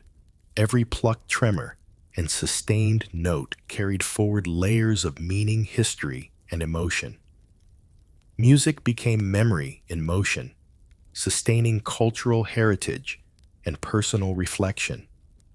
In halls, gardens, or private chambers, harps, lyres, and lutes express the breadth of human experience, bridging sacred and secular past and present performer and listener. They were instruments of life, identity, and imagination, ensuring that the strings of tradition remained vibrant across time. As evening deepened, the melodies continued to linger long after fingers left strings. In the silence that followed, echoes of harp, lyre, and lute resonated in memory, sustaining emotion, reflection, and communal identity. Each note was a testament to centuries of cultural evolution, technical mastery, and emotional insight. The string tradition of medieval Europe endured not only through sound, but through its capacity to inspire, instruct, and connect, linking human experience across generations and geographies. Its resonance was both temporal and eternal, intimate and expansive, simple and profoundly complex. In the open fields, bustling squares, and echoing halls of medieval Europe, music arose not only from strings, but from the living breath of wind instruments. Flutes, shawms, and bagpipes carried melodies that could pierce the quiet of forests, mingle with the laughter of festival goers, or resonate solemnly in ceremonial procession. These instruments, shaped from wood bone and air, embodied both the primal and the refined, connecting human ingenuity to natural elements and giving sound a physicality that was immediate, energetic, and unforgettable. The flute, simple in design, yet expressive in tone, was the first breath of melody for many villagers and travelers alike. Carved from ash boxwood or elder, its length and bore dictated its range, producing sounds that could be sweetly lyrical or penetratingly clear. Shepherds carried flutes across hills and valleys, playing to guide livestock, while children learned by imitation, delighting in the subtle shifts of pitch and the joy of sound. In quiet moments, by the fire, or along winding paths, the flute's tones became an intimate companion, a mediator between human thought and the world around them. Shawms, larger and louder than flutes, brought energy and presence to festivals, markets, and ceremonial occasions. With double reeds and a piercing timbre, they were ideal for outdoor performance, cutting through the ambient noise of crowded streets and celebratory gatherings. Their sound demanded attention, commanding space while complementing drums, tambourines, and other instruments. The shawm's voice could carry the authority of ritual, the excitement of festivity, and the drama of processions, making it indispensable in civic and social life. Its resonance embodied both human ingenuity and the raw power of breath as instrument. Bagpipes, particularly in Scotland, Ireland, and Northern Europe, combined drone melody and rhythm in a single, portable apparatus.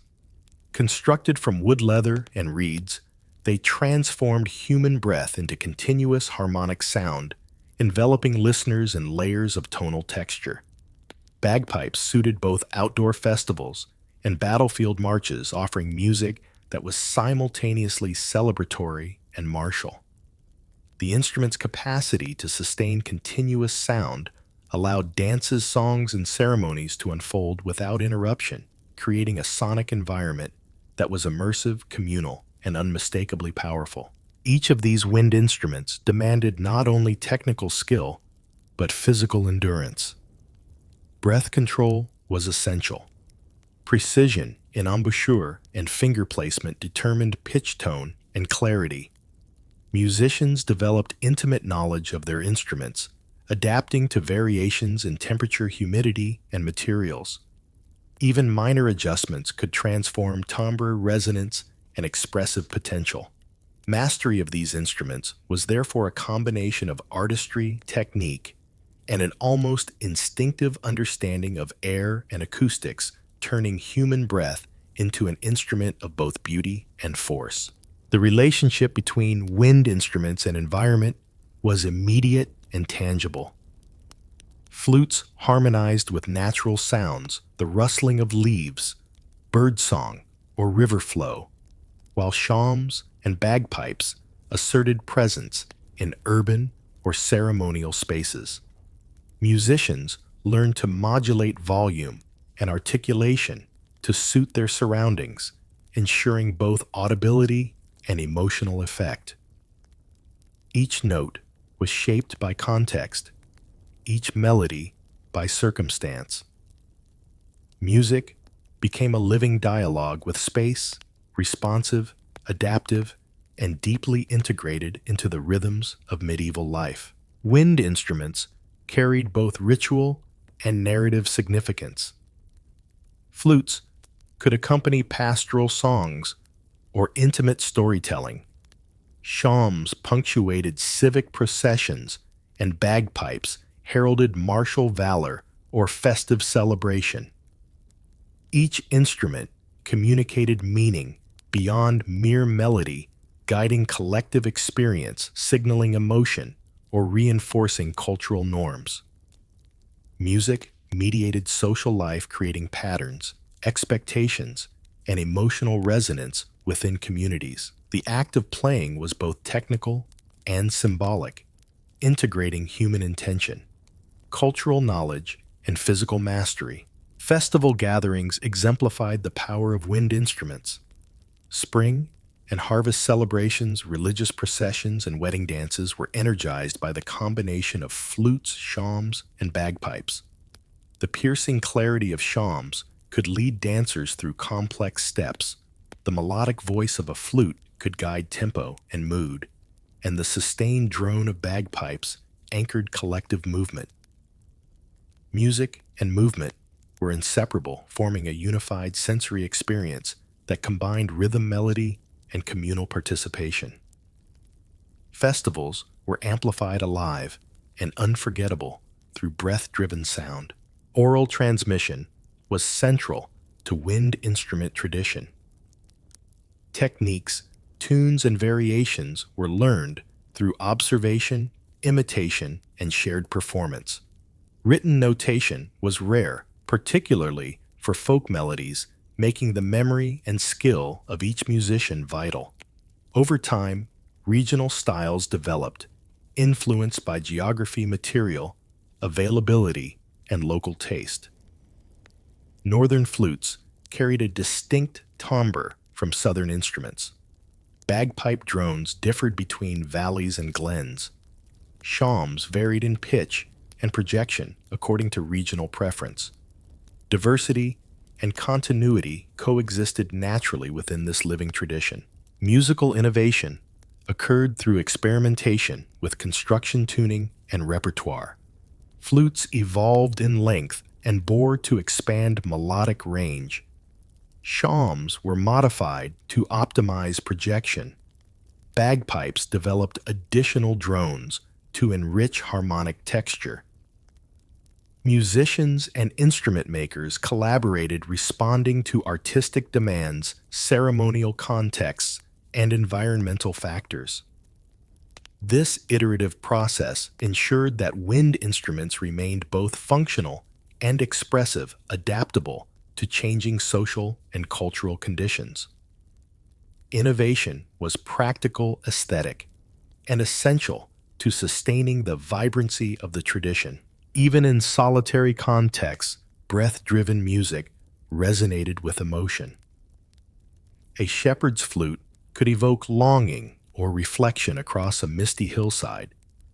A bagpipe played at a boundary marker could signal territory or warn travelers. A shawm practiced in a courtyard could communicate readiness or celebration. Music was integrated into both action and contemplation, marking space, regulating rhythm, and communicating presence. It was both personal and communal, functional and poetic, ephemeral and enduring. Breath and bone had the power to transform ordinary life into music-laden experience. Travelers carried instruments between regions, blending melodic motifs and techniques across landscapes. A melody heard in an Irish glen could inspire adaptation in a German village. A shawm used in a festival might influence a courtly procession hundreds of miles away. Exchange and adaptation were constant, ensuring the vitality of repertoire, the cross-fertilization of styles, and the development of new regional identities. Wind instruments became instruments of cultural dialogue, transmitting sound form and social meaning across medieval Europe. By evening, when the sun dipped behind hills and shadows stretched across cobbled streets, the breath of these instruments lingered in memory. Flute melodies carried the intimacy of home. Shawm calls invoked ceremony and spectacle. Bagpipe drones filled the imagination with grandeur and connection. The resonance of air through wood and bone created an enduring imprint linking individual experience with communal life. Music was never merely performance. It was lived, remembered, and carried forward, shaping both daily life and the broader cultural landscape. The presence of wind instruments in medieval life extended beyond melody into communal identity. Each note carried cultural significance, connecting players to ancestral practice and listeners to shared experience.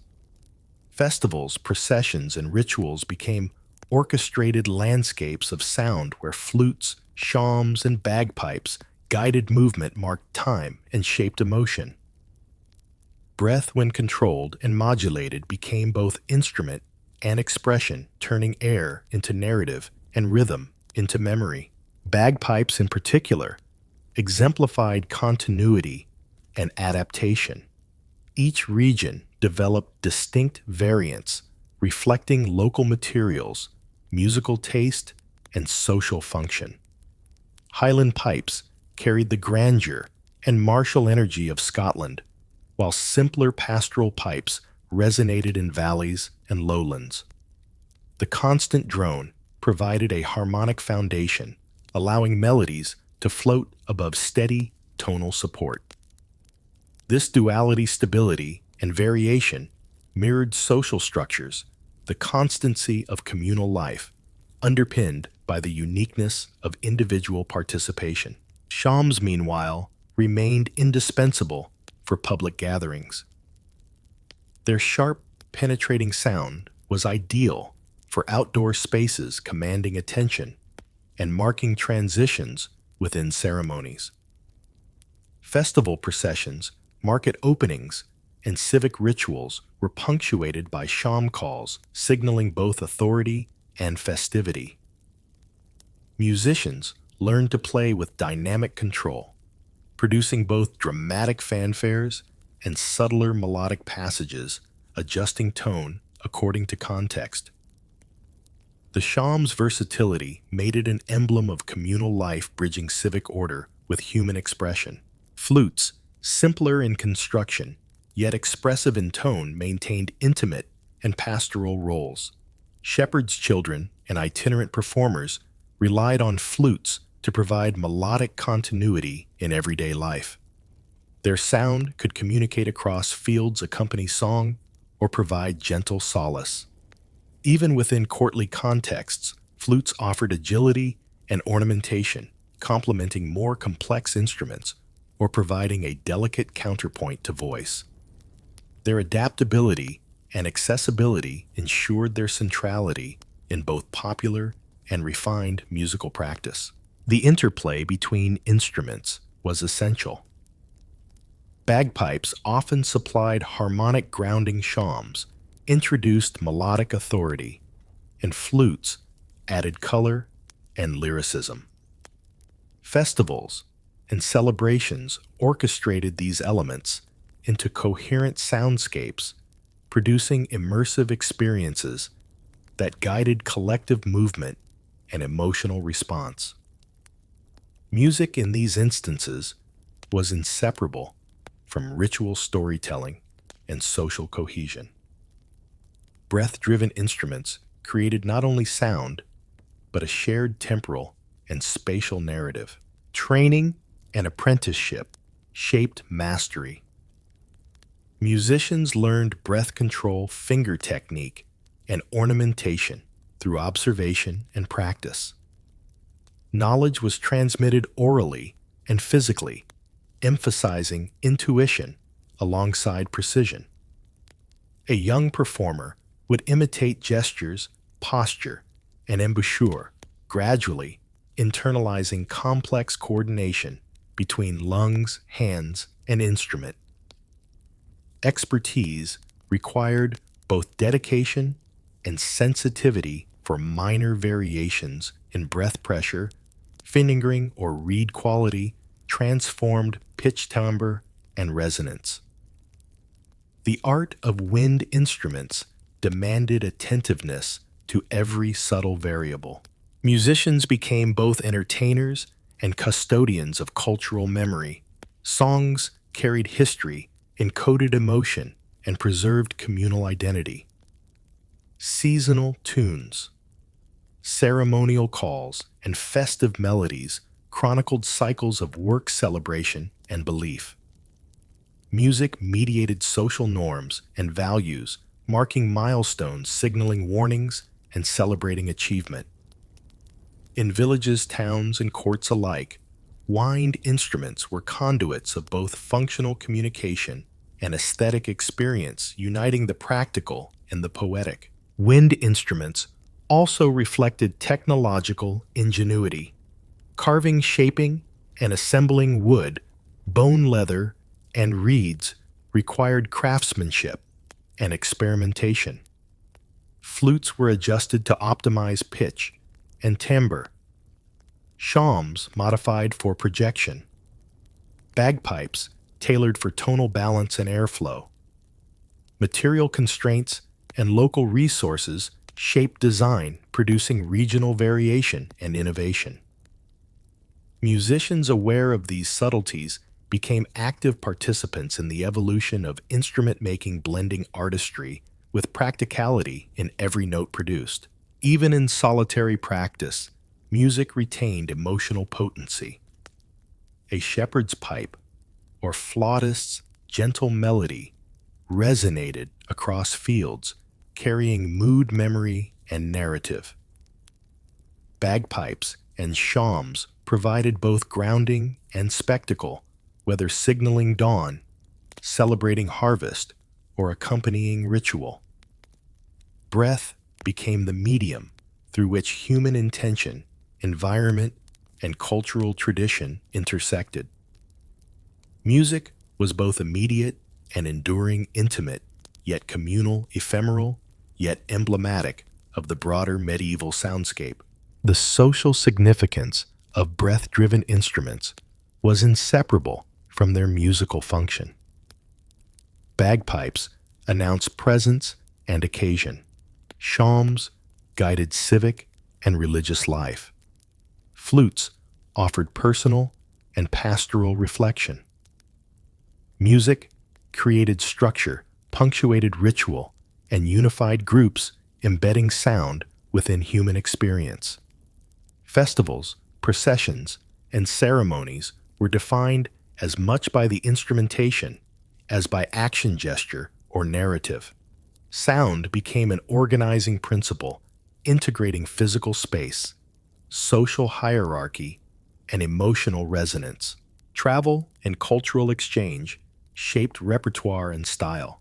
Musicians carried tunes across regions, adapting melodies to local preference materials and ceremonial needs. Irish flutes influenced Scottish pipe playing. German shawms informed French processional music. Styles merged and diverged, creating diversity within continuity. Oral tradition ensured adaptation remained dynamic.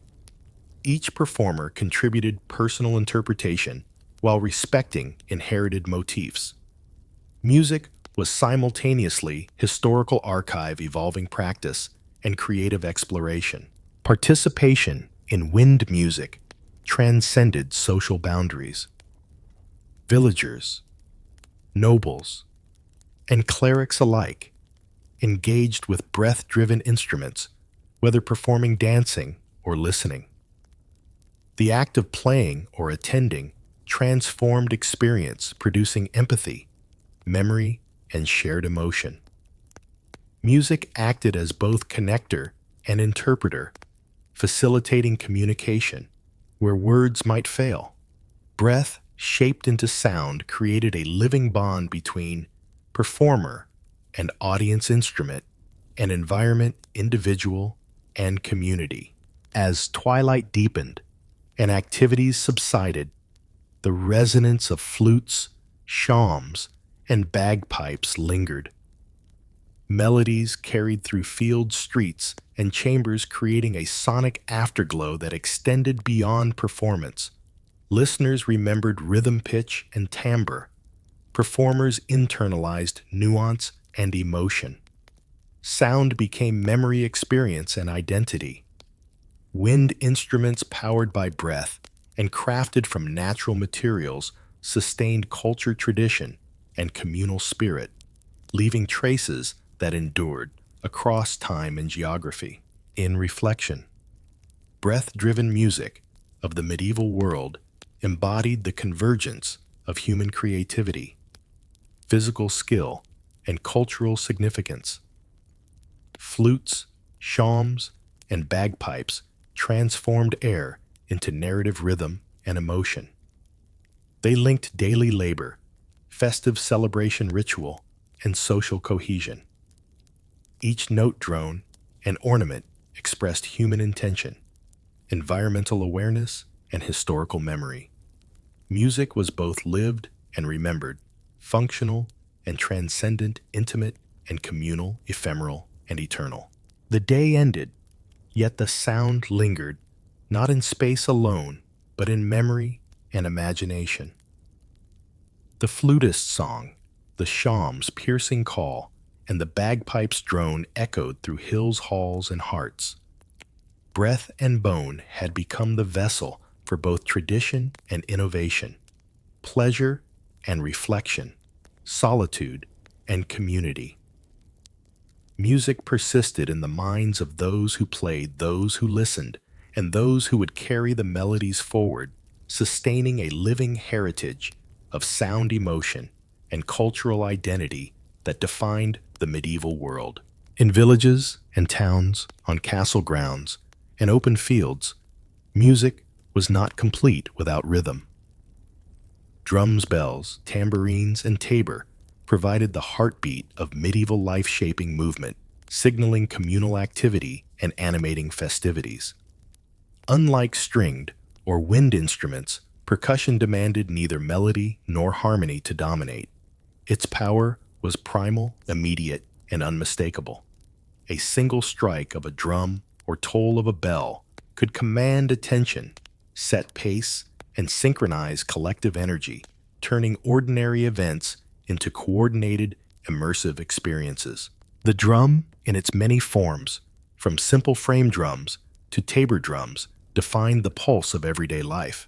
Laborers relied on rhythmic chants and drum beats to coordinate tasks in the fields or workshops, enhancing efficiency while fostering camaraderie.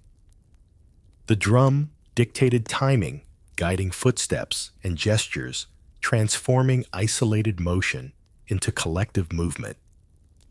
Its resonance traveled across open landscapes, creating a sonic marker that linked physical activity with temporal rhythm, a constant companion in workplay and celebration. Handbells and larger bells carried a contrasting yet complementary function. In villages, the church bell summoned worshippers, announced events, and marked temporal milestones. The clarity of bell tones cut through the ambient noise, structuring the daily lives of those within earshot. Bells were more than instruments. They were communicators, bridging sacred and secular life. The toll of a bell in the early morning, noon, or evening regulated labor devotion and community rhythm, infusing sound with temporal authority and symbolic weight. Tambourines, jingles, and other percussive instruments enrich the musical palette, adding color, sparkle, and movement. Their sound accompanied dance festival and procession, complementing the steady foundation of drums and the tonal authority of bells. The tactile engagement of shaking, striking, or tapping created a sense of immediacy, allowing participants to shape sound with body movement. Percussion thus became a vehicle for both musical expression and physical involvement, linking auditory perception to kinesthetic experience. Festivals provided the ultimate stage for percussion, where rhythm and spectacle intertwined. Spring and harvest gatherings, weddings, nightly tournaments, and religious celebrations relied on percussive instruments to energize the crowd and punctuate activity. Drums drove dancers' feet. Bells marked transitions, and tambourines, or clappers, added texture to the soundscape. Rhythm governed not only movement, but attention, shaping the temporal flow of festivities, guiding communal engagement, and amplifying emotional response. In these moments, percussion was both organizer and amplifier, sustaining collective energy. The variety of drums reflected function context and social status. Simple, handheld drums were portable, suitable for shepherds, travelers, and street performers. Larger drums signaled authority used in military or civic contexts to announce presence, rally participants, or coordinate activity. The tabor, often paired with a pipe or flute, provided both rhythmic and melodic support for dance. These instruments were versatile, integrated into both folk and courtly life, spanning practical signaling and elaborate celebration. Each drum carried a distinct voice, defined by material size and technique. Bells likewise encompassed diversity in form and use. Small handbells offered subtle ornamentation, while towering church bells communicated across distances, guiding entire communities. Their resonance shaped perception of time-space and ritual, reinforcing social hierarchy, religious observance, and communal identity. Bells were auditory markers of shared experience, defining the rhythm of life itself. Their sound was both functional and symbolic, guiding, announcing, and reflecting the values of the society they served. Participation in percussion was inclusive, inviting engagement from musicians and laypeople alike. Drums could be struck in unison, tambourines shaken, and rhythm bells rung in coordinated sequences. Communities collectively experienced rhythm, transforming individual action into synchronized energy. Even in solitary practice, percussion connected performers to movement, memory, and story. Music became an embodied experience where physical exertion and auditory feedback reinforced emotion, narrative, and social cohesion. Instruction and transmission of rhythmic skill relied heavily on apprenticeship, observation, and repetition. Novices learned by watching experienced performers, internalizing patterns, tempo, and dynamics. Complex rhythmic sequences required attention to timing, coordination, and subtle variation. Improvisation played a role, allowing performers to adjust for space, occasion, or audience. Rhythm demanded precision and intuition, a dialogue between human movement and sonic output, creating dynamic living patterns that connected body, instrument, and communal life. The sonic characteristics of percussion instruments shaped atmosphere and effect. A drum beat could instill urgency or excitement, a gentle tambourine, subtle joy or anticipation, the resonant toll of a bell, solemnity or reflection. Performers manipulated dynamics, tempo, and texture to match context, orchestrating experience beyond melody.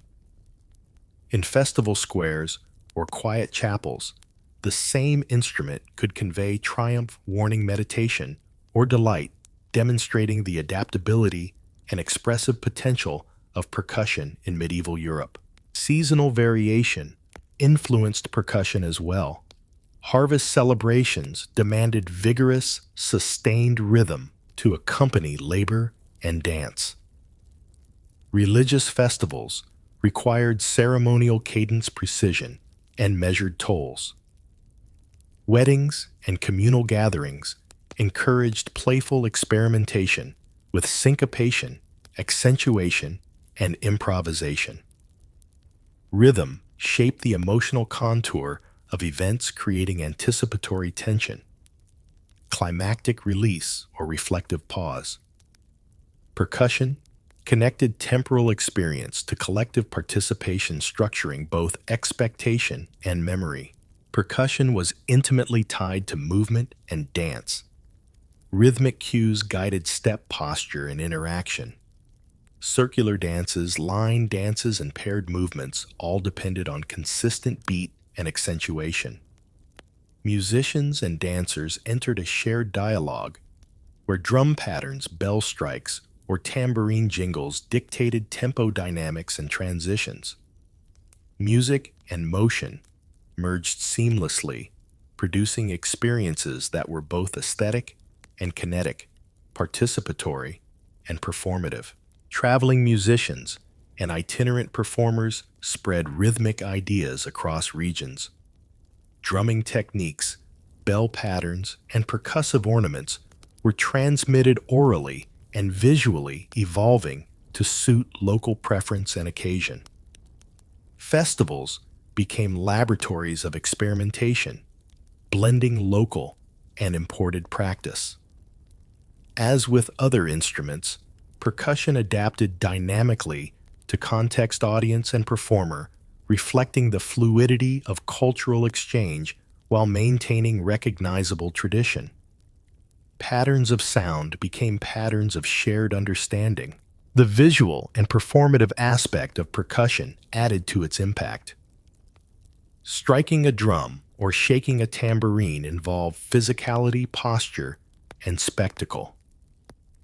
Bells were rung with gestures that emphasized timing and ritual significance. Performers' bodies became part of the instrument, amplifying both sound and meaning. Rhythm was embodied, a synthesis of sound, movement, and perception, bridging the gap between technical skill and aesthetic experience. Even outside festival and ceremonial contexts, percussion resonated with everyday life. Laborers used rhythmic tapping to pace tasks. Travelers drummed along roads to mark movement. Children explored rhythm in games. These ordinary expressions were extensions of the musical culture, embedding sound and pattern into the fabric of daily life. Percussion was ubiquitous, immediate, and vital, reinforcing human perception of time, motion, and community. As evening descended, the echo of drums and bells lingered. Squares emptied, courtyards quieted, and halls dimmed, yet the rhythm persisted in memory, in reflection, and in the anticipation of the next gathering. Percussion imprinted itself on communal consciousness, providing structure, energy, and emotional resonance. Music, in its most primal form, carried humanity forward, uniting body, spirit, and society in a shared heartbeat. Rhythm was not merely accompaniment. It was the pulse of medieval life, a thread connecting work, celebration, devotion, and festivity. As festivities unfolded, the rhythmic heartbeat of percussion guided every gesture, step, and breath. Drums laid the foundation, steady and unyielding, providing both tempo and energy. Their resonance carried across fields, marketplaces, and castle courtyards, unifying participants in collective movement. Bells punctuated transitions, signaling moments of emphasis, reflection, or climax. Tambourines and smaller percussive instruments added ornamentation, creating texture, depth, and vitality. The combination of these instruments transformed the ordinary into spectacle, marking human life with rhythm, cadence, and communal awareness. In civic and ceremonial contexts, percussion wielded authority. Town criers, military escorts, and religious processions relied on rhythmic instruments to command attention and maintain coordination. A bell toll could mark the beginning of an official announcement. A drum roll could signal readiness, anticipation, or triumph. Rhythm regulated the flow of public life, guiding participants and observers alike. Percussion acted as both practical communicator and aesthetic enhancer, shaping perception, focus, and behavior through sound alone.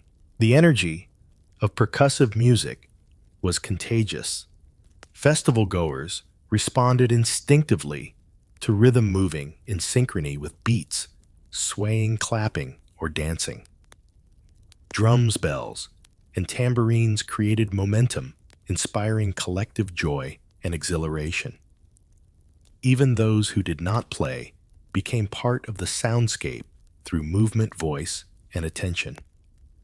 Music, in this sense, became immersive, integrating auditory and physical experience. Participation was both spontaneous and structured, balancing individual expression with communal coordination. Drums carried regional identity, reflecting materials, design, and cultural context. Frame drums of the British Isles differed from continental tabor drums in construction, tone, and size. Percussive techniques varied according to local tradition, ceremonial requirement, and performance style. Bell casting and tuning also varied, producing distinct resonance and tonal color. Tambourines, rattles, and clappers were adapted to local dances, rituals, and celebrations. Sound became a marker of place and tradition, reinforcing regional distinction while contributing to shared cultural understanding. The teaching and transmission of rhythm relied on apprenticeship and oral tradition. Novices learned through imitation, repetition, and attentive observation. Patterns were memorized, gestures practiced, and improvisation encouraged within established frameworks. A master drummer or bell ringer demonstrated technique and timing, guiding learners through increasingly complex sequences.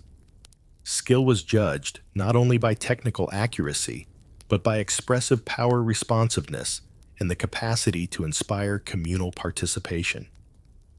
Percussion demanded coordination, awareness, and a sense of musical narrative. Festivals exemplified the transformative power of rhythm. Seasonal gatherings, harvest celebrations, weddings, and tournaments relied on percussion to animate participants, structure events, and maintain continuity. Drums kept dancers, and step bells marked ceremonial moments, and tambourines punctuated climactic movement. Rhythm structured experience, integrating sound with motion, space, and emotion. Music became a temporal and spatial organizer, embedding communal memory within the cadence of performance. Every beat, toll, and shake contributed to a shared narrative of life, labor, and celebration. Percussion also reinforced social hierarchy and ritual significance. Bells tolling from a church tower communicated authority and sacred observance, while drums in a castle courtyard marked ceremonial order. Specific patterns signaled rank, occasion, or expectation, conveying meaning without words. Rhythm became a code understood collectively, directing behavior and focus. Music was thus functional, communicative, and symbolic, shaping both experience and perception. Percussion was simultaneously entertainment, instruction, and societal glue. Beyond large gatherings, percussion accompanied everyday life. Farmers drummed to coordinate work in the fields. Travelers tapped rhythms along roads. Children played with sticks, creating early musical intuition. These quotidian practices nurtured timing skill and musical memory. Rhythm was inseparable from daily experience, blending labor, leisure, and learning. Percussion instruments were not merely performance tools, but companions in movement, thought, and communal identity. Music became ingrained, pervasive, and indispensable. The physicality of percussion was inseparable from its sound. Musicians engaged their entire body, arms, wrists, and posture, producing both volume and nuance. The coordination of hand, foot, and instrument created visual rhythm as well as auditory, emphasizing the performative and communal aspect of percussion. Observers internalized both, participating mentally and physically. Rhythm was embodied, making music a synthesis of movement, sound, and social connection. Percussion transformed human experience into dynamic expression. Travel and cultural exchange enriched rhythmic traditions. Techniques, patterns, and instruments migrated along trade routes, pilgrimage paths, and festival circuits.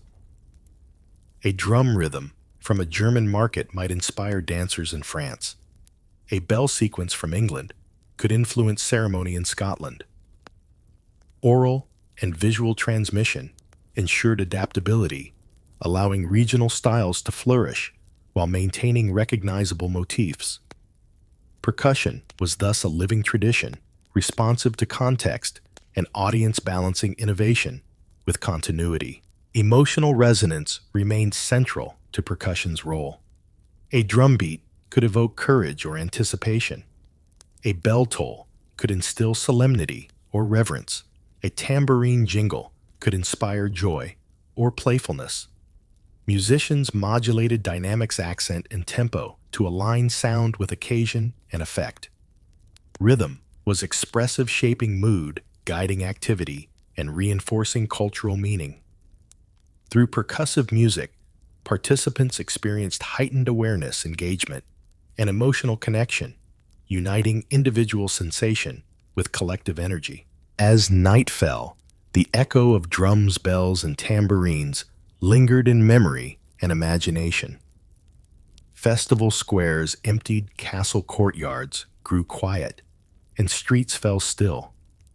Yet the pulse of percussion persisted. Its resonance shaped communal recollection, linking sound, movement, and emotion. Rhythm endured beyond performance, embedding itself in cultural memory, reflecting both social structure and human vitality.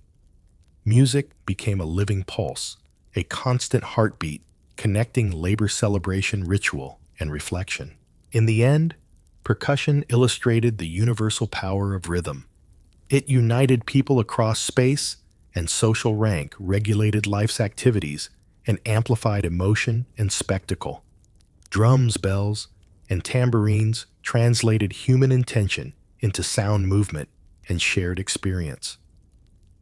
Medieval Europe, in all its villages, towns, and castles, existed not only in visual and temporal dimensions, but in the embodied pulse of percussion, where music and life moved as one. Rhythm was life's unseen but deeply felt companion. Within the stone walls of castles, in the elaborately adorned halls of noble houses, music assumed a different character. Here it was refinement, elegance, and ceremony. The instruments of the court, lutes, harps, viols, and wind ensembles, were brought together to serve not only entertainment, but status, prestige, and ritual. Music became a lens through which wealth, taste, and power were displayed. Every note, chord, and cadence was deliberate, calculated to impress, delight, and reflect the sophistication of its patrons. The courtly musician occupied a dual-role performer and cultural interpreter, trained in multiple instruments, notation, and the subtleties of expression.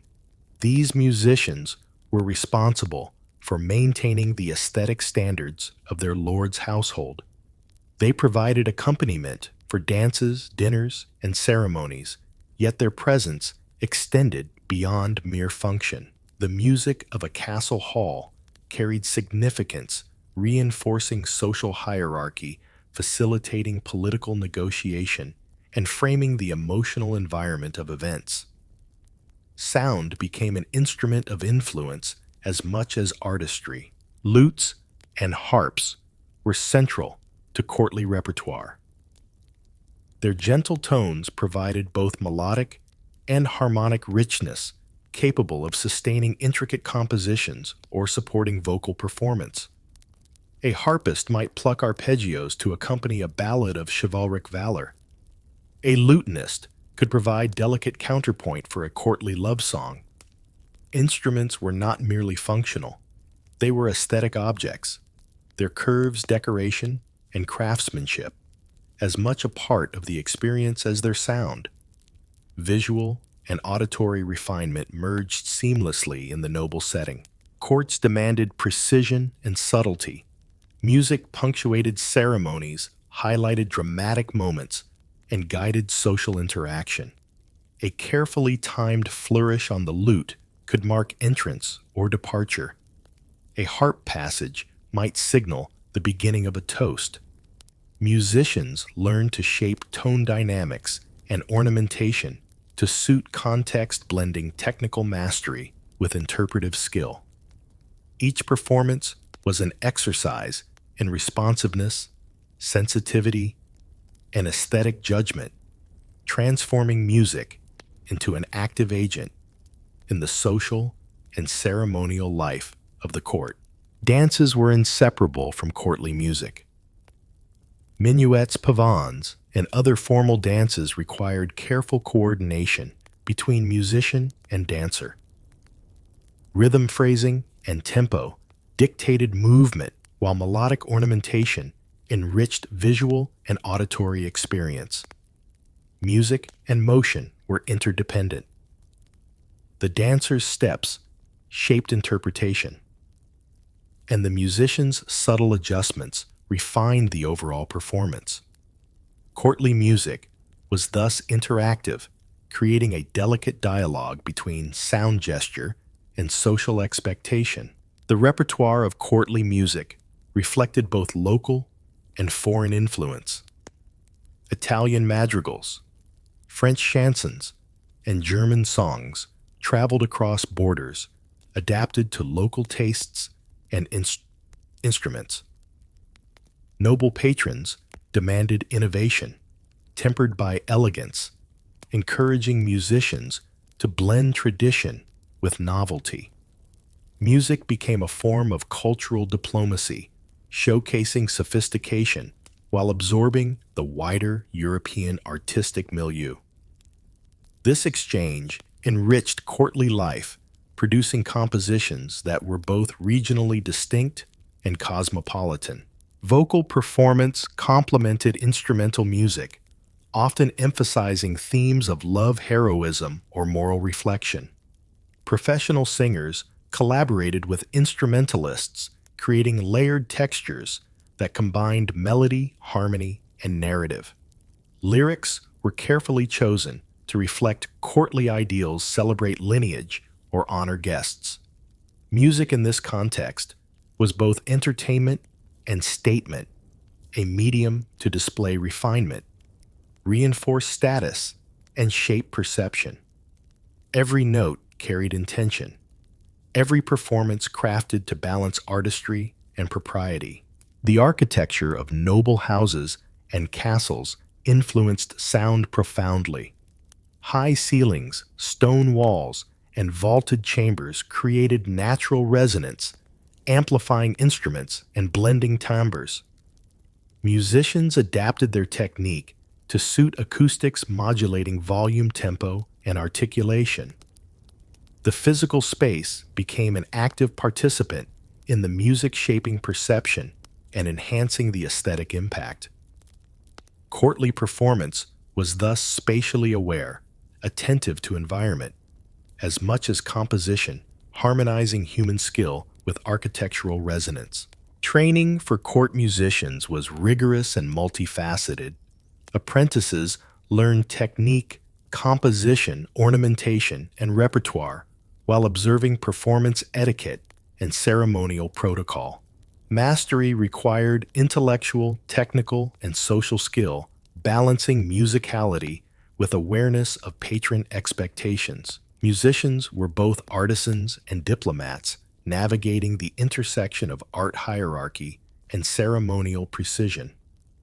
Their role extended beyond entertainment, contributing to the identity, prestige, and operation of the noble household.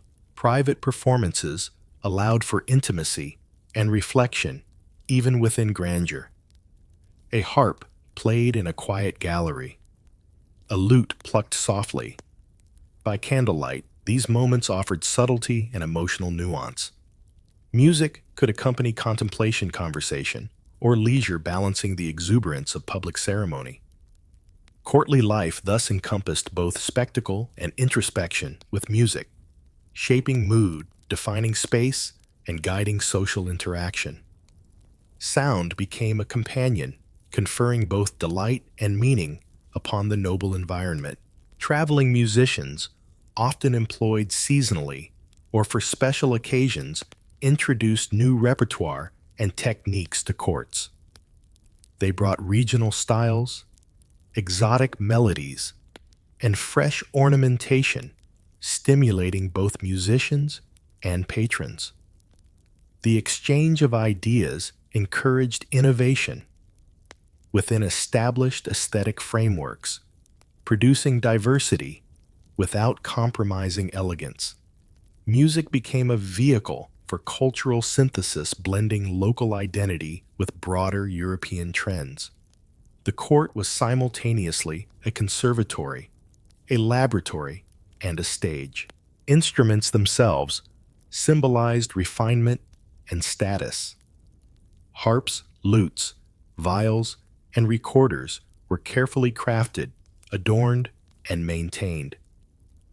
Their appearance conveyed wealth, taste, and the value of artistry. Musicians treated instruments as extensions of themselves, ensuring both technical excellence and aesthetic beauty.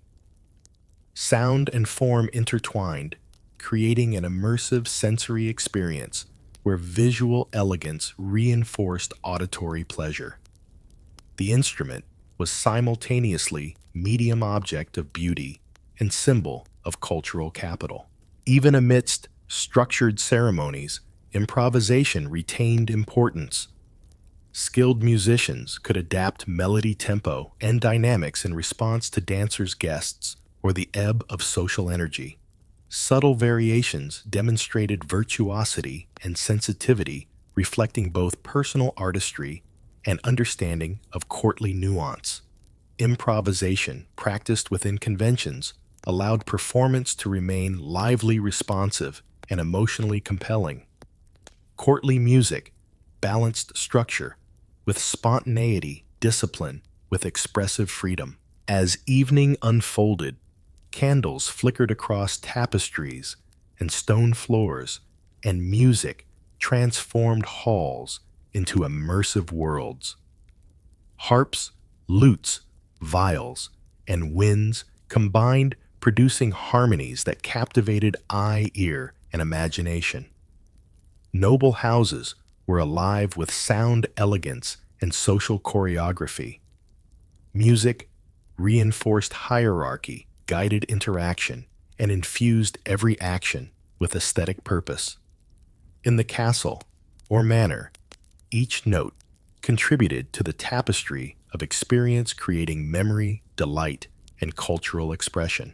As festivities continued within the castle walls, music shaped both atmosphere and perception. Every performance was a carefully constructed experience, a choreography of sound movement and social interaction. The placement of musicians, the timing of chords, and the flow of melody were all meticulously orchestrated to align with ceremony and spectacle. Nobles observed, danced, and conversed, their emotions subtly, guided by harmonic tension, rhythmic cadence, and melodic ornamentation. Music became a form of social architecture, structuring behavior and perception while enchanting the senses. The interplay of instruments created rich textures that elevated every event. A harp plucked arpeggios in delicate counterpoint to a lutenist's chords. Viols filled the hall with sustained resonance. Wind instruments punctuated passages with lyrical or ceremonial accents. Each timbre had purpose, reinforcing hierarchy, shaping focus, and enhancing narrative flow. The careful layering of sound demonstrated not only musical expertise, but an understanding of human psychology, social dynamics, and aesthetic sensibility. In courtly life, music was both art and instrument of influence. Vocal performance continued to complement instruments, often blending seamlessly with harmonic accompaniment. Singers performed ballads, courtly love songs, or moral narratives, their voices shaping emotional contour, while instruments provided support, contrast, and nuance. Lyrics reinforced ideals of chivalry, virtue, and nobility, celebrating both ancestral lineage and contemporary refinement. The collaboration of voice and instrument created a complete sensory experience where each note carried significance, intention, and cultural weight. Dance remained central to courtly music. Minuets, pavans, and other formal dances required intricate synchronization with musicians. Tempo, rhythm, and phrasing dictated movement, while melodic embellishments provided expressive variation. Musicians adjusted their performance in real time, responding to dancers' steps, energy, and timing. The result was a dynamic conversation between sound and motion, where human skill, artistry, and intuition converged to create beauty and precision. Courtly music was thus participatory, engaging both performer and audience in continuous dialogue.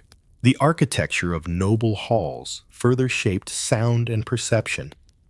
High vaulted ceilings, polished floors, and reflective surfaces enhanced resonance, allowing instruments to bloom in harmony. Musicians adjusted articulation dynamics and tempo to complement the acoustic environment, ensuring clarity, balance, and aesthetic impact. Space itself became an instrument influencing performance and perception alike.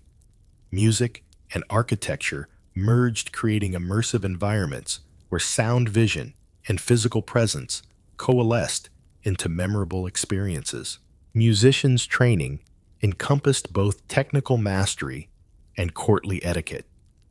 Apprentices learned fingering, phrasing, ornamentation, and ensemble coordination, while also understanding social protocols, ceremonial timing, and audience expectation. Mastery required precision, sensitivity, and the ability to anticipate the needs of patrons. Musicians were simultaneously artisans, performers, and diplomats, navigating the intersection of skill, taste, and hierarchy. Their work extended beyond sound. It shaped perception, conveyed authority, and mediated cultural identity.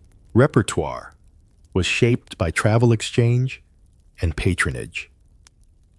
Italian madrigals, French chansons, and German songs influenced local tradition, adapted to suit instrument style and occasion. Nobles encouraged innovation, balancing novelty with decorum. Musicians blended foreign influence with local aesthetics, creating compositions that were simultaneously elegant, familiar, and cosmopolitan. Courtly music became a vehicle for cultural synthesis, reflecting the interplay of tradition, adaptation, and taste within European noble society. Instruments themselves were both functional and symbolic. Lutes, harps, viols, and recorders were finely crafted, adorned, and maintained their appearance, conveying refinement, wealth, and aesthetic sensibility. Music and visual art merged with instruments, serving as both sonic tools and objects of beauty. The musician's relationship with the instrument was intimate, requiring skill, sensitivity, and care. Sound form and visual presentation became inseparable, creating a holistic experience of elegance and sophistication. Improvisation allowed performers to respond to nuance and circumstance. Musicians adapted melodies, ornamentation, and tempo to align with dancers, guests, or the flow of ceremony. Subtle variations demonstrated virtuosity, taste, and attentiveness. Improvisation coexisted with structure, creating a dynamic balance between order and creativity. Courtly music remained alive, responsive, and emotionally engaging, reflecting the intelligence and artistry of those who performed within its walls. Even private music was imbued with refinement. Harps played in galleries, lutes accompanied intimate conversation, and viols provided subdued harmony. These moments balanced the grandeur of public ceremony with introspection and personal expression. Music-guided mood provided aesthetic pleasure and enhanced social interaction. In noble life, music was not only spectacle, but companion, shaping time-space and perception. Sound became both experience and memory, embedded in daily ritual as much as in celebration. Cultural exchange enriched courtly music further. Visiting musicians, seasonal performers, and itinerant minstrels introduced new forms, ornaments, and techniques.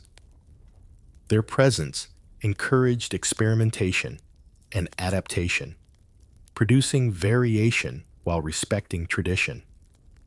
Compositions evolved, instruments were innovated, and repertoire diversified, blending local and foreign influence into cohesive expression. The court became a hub of musical dialogue, negotiation, and refinement, sustaining innovation within established aesthetic frameworks. As night descended, candlelight shimmered across tapestries and polished stone, and music enveloped the halls. Instruments merged in harmony, creating a sonic tapestry that captivated eye, ear, and imagination. Courtly spaces were alive with elegance, precision, and social choreography. Music orchestrated behavior, guided emotion, and projected status, reinforcing social hierarchies and cultural ideals. Every note, chord, and phrase contributed to an enduring impression of refinement, taste, and artistic mastery. By the close of evening, the echoes of lute, harp, viol, and voice lingered in memory and space. Courtly music had performed more than melody. It had mediated hierarchy, shaped behavior, and elevated experience.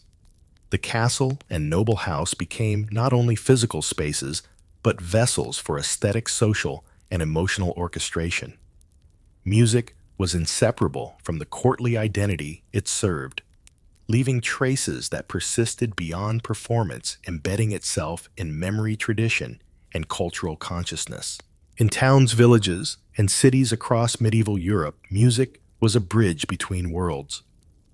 Sacred hymns from cathedral choirs intertwined with folk songs sung in marketplaces and fields, creating a living tapestry of sound that transcended the boundaries of devotion and daily life. Carols, ballads, and hymns borrowed from one another, blending liturgical formality with popular rhythm and melody. Music was fluid, absorbing influence from both pulpit and hearth, creating a continuum that connected the spiritual and the temporal. The church remained a dominant influence, shaping tonal pattern, scales, and compositional structure. Gregorian chant and polyphonic hymns set the framework for melody and harmony, providing a disciplined foundation. Yet these patterns did not remain confined to monastic walls. Traveling minstrels, pilgrims, and local performers adapted sacred motifs into secular contexts, giving rise to songs that celebrated seasons, labor, love, and community, while retaining echoes of the sacred. Music became a shared vocabulary, linking spiritual aspiration with human experience. Folk traditions contributed equally to this interplay. Ballads, laments, and festive songs reflected daily life, seasonal cycles, and communal stories. Themes of love, heroism, morality, and social order pervaded these melodies, providing narrative richness and emotional resonance. Local instruments, flutes, bagpipes, fiddles, and drums added color and rhythm, rooting music in place and circumstance. The simplicity of folk music allowed participation, inviting villagers and townsfolk to engage in collective expression, bridging social gaps and fostering connection. Carols exemplified the fusion of sacred and secular. Sung both in churches and around village fires, these songs celebrated religious events while maintaining accessible rhythms, melodic repetition, and playful ornamentation. Communities adapted melodies to local taste, infusing hymns with the energy of folk dance and narrative lyric. Carols became part of both ritual observance and social celebration, reflecting the permeability of boundaries between sacred devotion and communal enjoyment. Music was simultaneously didactic, devotional, and entertaining. Pilgrimage routes and market towns acted as conduits for musical exchange. Minstrels, clerics, and travelers carried melodies, lyrics, and techniques across regions. Sacred motifs could become secular songs. Folk dances might inspire sacred accompaniment. Music circulated, evolved, and diversified, producing hybrid forms that retained recognizable elements from both origin and adaptation.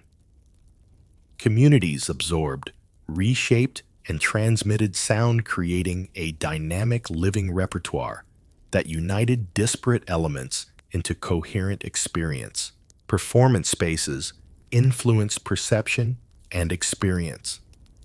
Cathedral aisles, village squares, market streets, and manor halls provided distinct acoustics, social contexts, and audiences. Musicians adapted repertoire to space tempo and ensemble, ensuring clarity, resonance, and engagement. Sacred tunes might echo with reverence in stone interiors, while the same melody, adapted with percussion and dance, energized open-air celebrations. Music was thus spatially responsive, reflecting and shaping both physical and social environment. The blending of sacred and secular also served moral and educational purposes. Hymns and carols conveyed religious doctrine and ethical guidance, while folk narratives illustrated social norms, cautionary tales, and collective memory.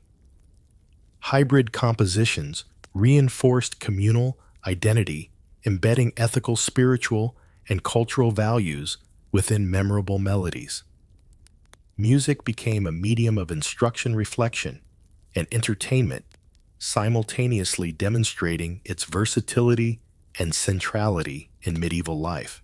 Instruments themselves facilitated fusion. Harps and lutes could accompany both sacred songs and folk tunes.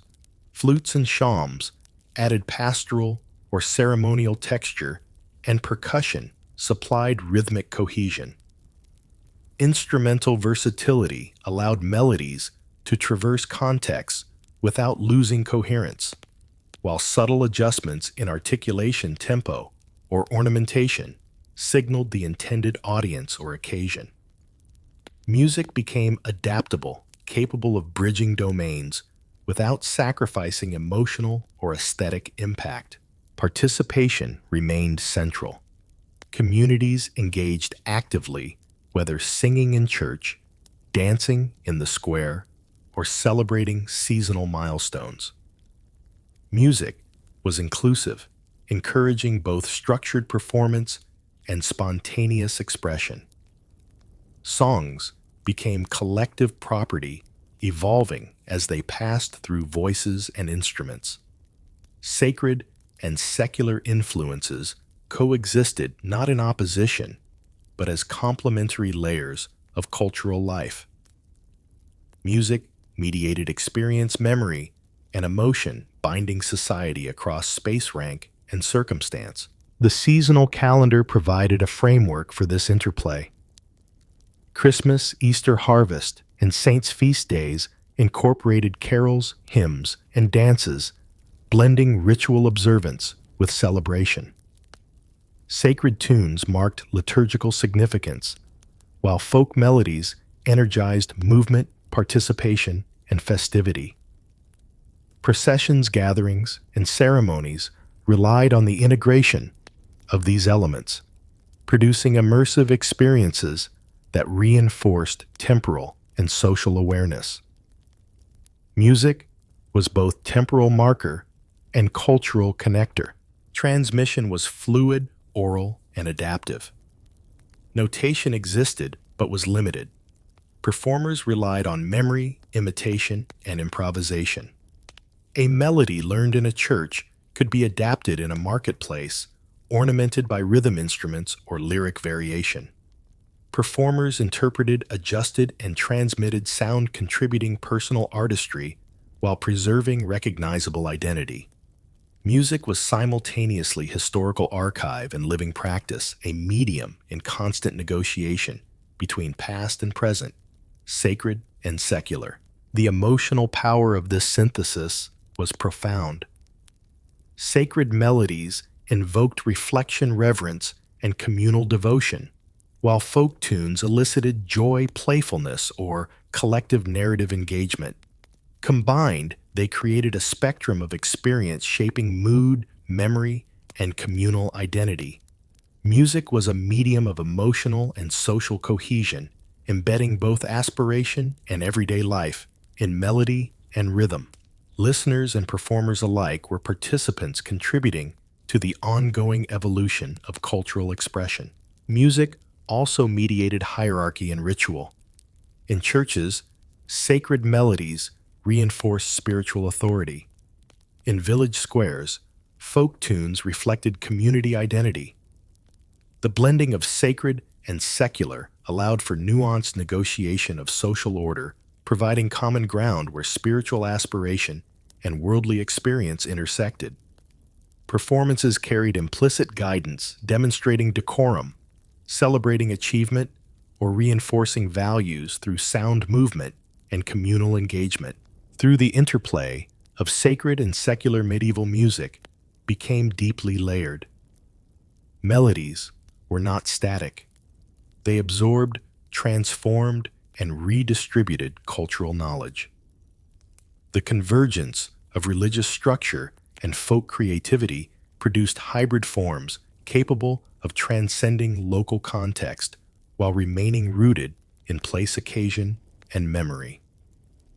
Music was a conduit, translating spiritual and social experience into an audible, participatory, and lasting medium sustaining identity across generations.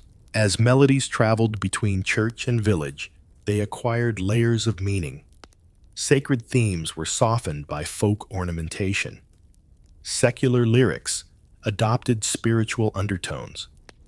Instruments adapted to context, harps plucked to accompany a devotional hymn could be redirected to the cadence of a wedding ballad, while flutes echoed in sacred processions or pastoral dances alike.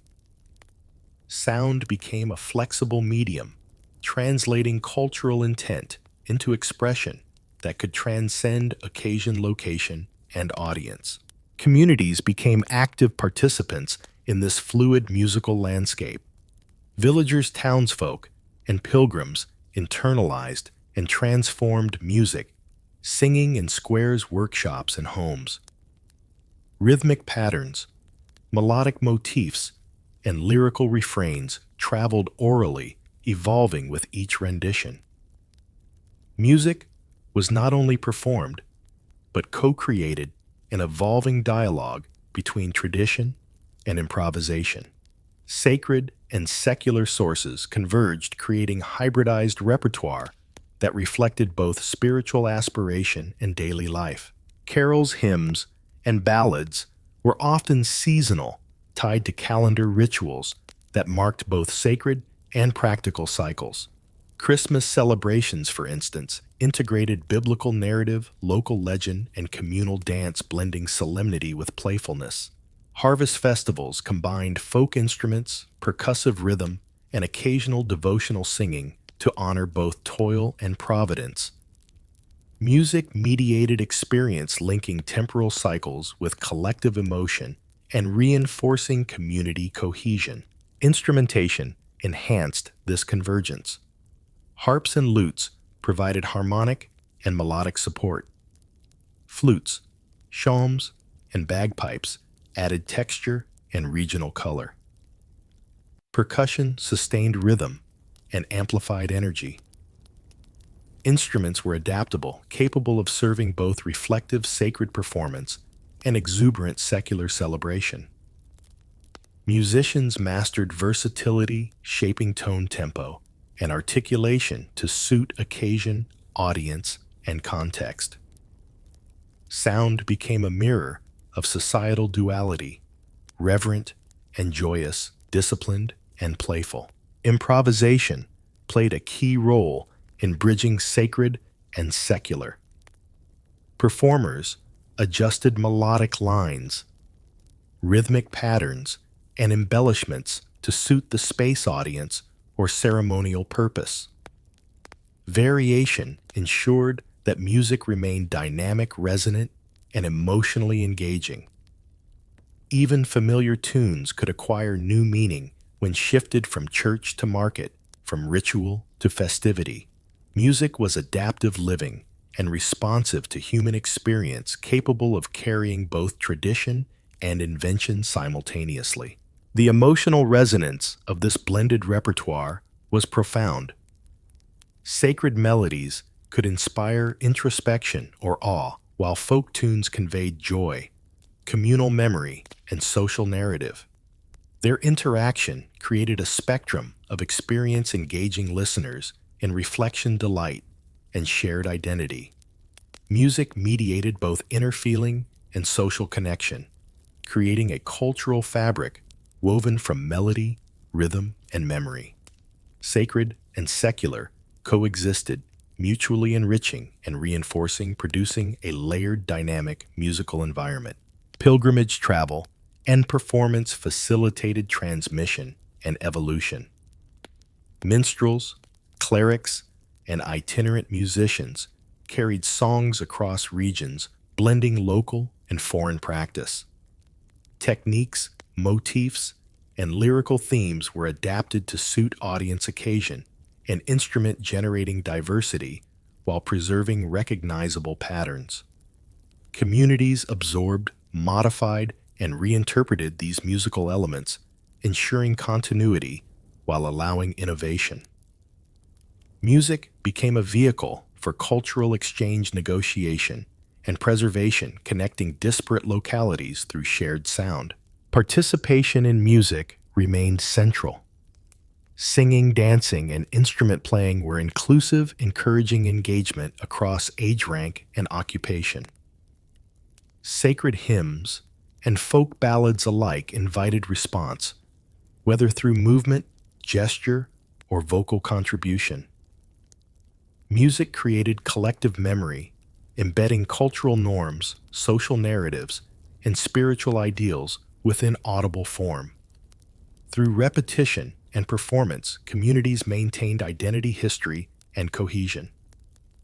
Sound became both artifact and experience, transmitted across generations in living practice. The calendar provided repeated opportunities for integration. Religious holidays incorporated folk elements, while local festivals absorbed spiritual motifs. Music was cyclical, marking both sacred and seasonal time. Processions, ceremonies, dances, and communal celebrations relied on the interplay of melody, rhythm, and ensemble to structure experience. Participation reinforced understanding, memory, and identity. Music mediated human perception of time, social hierarchy, and spiritual significance, linking ordinary life with ritual observance. This blending also reflected social negotiation. Sacred music codified authority, ritual, and hierarchy. Folk traditions reflected community, identity, labor, and celebration. Hybrid compositions allowed subtle interplay between obedience and autonomy, reverence and delight, instruction and pleasure. Music became a tool of mediation, balancing structure with freedom, spiritual authority with popular expression. Communities internalized and adapted this duality, creating performance traditions that simultaneously reflected and shaped society. As evening descended upon villages, towns, and chapels, echoes of blended music lingered. Carols sung by candlelight intertwined with refrains of folk dance. Bells tolled in the distance, while flutes and drums accompanied communal merriment. Music carried human presence, memory, and emotion beyond the physical space, connecting past and present, sacred and secular. It was simultaneously temporal and eternal, immediate and reflective, intimate and communal. In this fluid exchange, medieval Europe found its voice, harmonizing devotion, daily life, and cultural continuity. Through this integration, medieval music achieved a profound unity. Sacred and secular, church and hearth, court and field, each informed the other, creating layered musical landscapes. Music was alive, mobile, and responsive, a medium that translated human experience into sound, rhythm, and memory. Performers, communities, and traditions collaborated across contexts, generating repertoire that was simultaneously rooted and expansive, solemn and joyous, disciplined and free. The legacy of this fusion would echo through centuries, leaving traces in folk ballads, hymns, and cultural consciousness alike. The echoes of medieval music did not fade with the passing of centuries. They carried forward, threading through landscapes, towns, and courts, leaving their imprint on the music culture and imagination of later generations. The melodies, rhythms, and instruments of the medieval world became both inspiration and foundation for evolving traditions. Ballads sung by villagers, hymns chanted in stone cathedrals, and instrumental flourishes performed in noble halls all contributed to a living heritage resonating far beyond their original context. In the British Isles, folk traditions retained the memory of medieval melodies. Ballads, passed down orally through generations, preserved the stories of love, heroism, and moral reflection first expressed in medieval performance. Lute-inspired harmonies and harp arrangements persisted in the shaping of these songs, blending nostalgia with regional identity. The rhythms of drums, the chime of bells, and the breath of pipes, once central to communal life, found echoes in the communal singing of taverns, festivals, and hearth gatherings. Music became a thread, linking past and present history and memory. Sacred traditions also carried medieval resonance. Hymns, chants, and polyphonic forms persisted in churches, cathedrals, and monastic schools, their structures and motifs informing the development of Renaissance sacred music. Gregorian tones, modal scales, and harmonic interplay echoed in compositions centuries later, bridging eras through disciplined beauty. The spiritual essence, the sense of reverence and communal devotion embedded in these melodies, persisted as a cultural touchstone. Medieval music, in its sacred form, provided both inspiration and continuity for generations of composers and performers. The instruments themselves became emblematic. Harps, lutes, fiddles, flutes, and bagpipes retained symbolic and musical significance. Their design evolved, yet their medieval roots remained audible in tonal character, ornamentation, and technique. Craftsmen and musicians continued to refine them, drawing on centuries of accumulated knowledge while retaining the expressive qualities that had defined medieval performance. Each instrument carried both sound and story, serving as a vessel for history technique and cultural identity. Their continued use forged tangible links to a distant yet alive past. Medieval music also shaped regional identity. Celtic harp tunes, Anglo-Scottish ballads, and Northern European dances carried historical memory within structure, melody, and narrative. Communities internalized these forms, adapting them to local context while preserving essential character. Music became a repository of collective memory, a living archive of social, spiritual, and aesthetic values. Each performance connected listeners to their heritage, affirming identity through sound. The medieval past remained present, refracted through contemporary expression. Travel, trade, and cultural exchange continued to diffuse medieval influence. Instruments, melodic motifs, and stylistic approaches migrated across regions, blending with emerging musical traditions. Italian madrigals, French chansons, and German polyphony absorbed elements of English, Scottish, and Nordic medieval music. The rhythmic sensibilities of drums, the ornamentation of flutes, and the tonal structures of lutes and harps found echoes in new compositions. Medieval music was never static. Its adaptability ensured resonance across centuries and borders, influencing both popular and learned traditions. Composers of later eras often drew consciously on medieval forms. Ballads, hymns, and instrumental motifs were referenced, adapted, and reinterpreted in Renaissance Baroque, and even Romantic compositions. Musicologists and performers sought authenticity, reconstructing melodies and instruments to capture the medieval spirit. These works, while innovative, carried the DNA of centuries-old practice, preserving modes, textures, and performance conventions. The medieval echo became a bridge connecting historical scholarship with living artistic expression. Even in the vernacular, medieval influence persisted. Folk dances, seasonal songs, and popular tunes retained melodic, rhythmic, and structural elements derived from medieval precedent. Instruments like the fiddle, flute, and drum preserved medieval idioms in tone and technique. Oral transmission ensured continuity, while improvisation and regional adaptation kept the repertoire vibrant.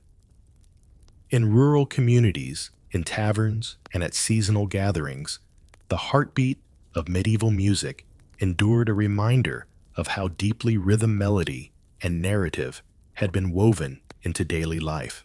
The emotional and cultural resonance of medieval music proved enduring. Themes of devotion, love, heroism, and communal celebration remained relevant, offering familiar narratives, moral guidance, and shared experience. Music shaped collective imagination, embedding historical sensibility into sound. Listeners encountered echoes of the medieval world not only through fidelity of melody, but through the effective power of rhythm, harmony, and narrative. Sound became a vessel for memory, emotion, and identity, preserving a past that continued to inform present experience. The advent of musical notation and preservation further ensured that medieval influence persisted.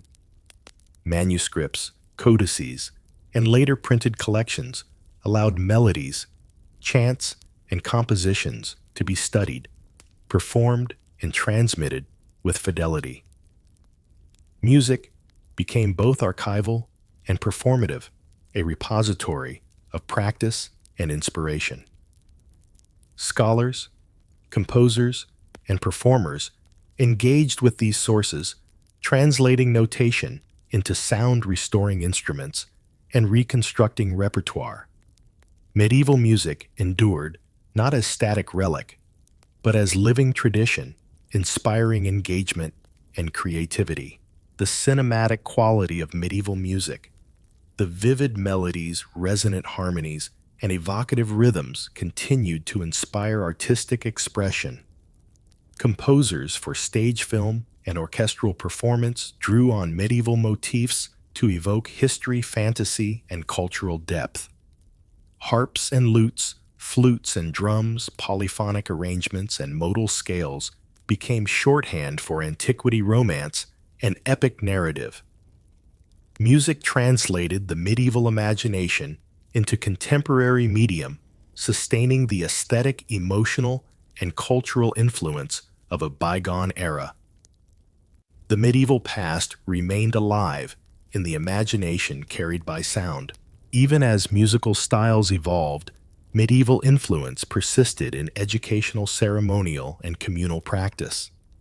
Choirs retained chant-based training. Folk ensembles preserved rhythm and melody.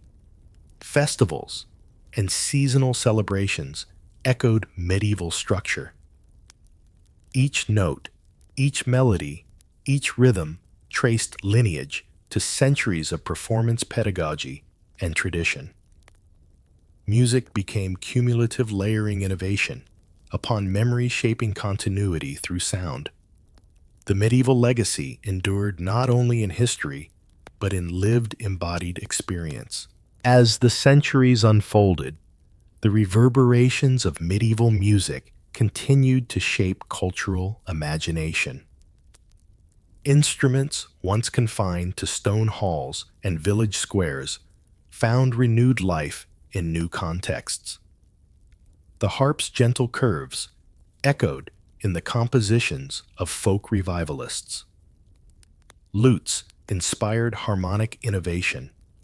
Drums and bells maintained their role as markers of rhythm and ceremony.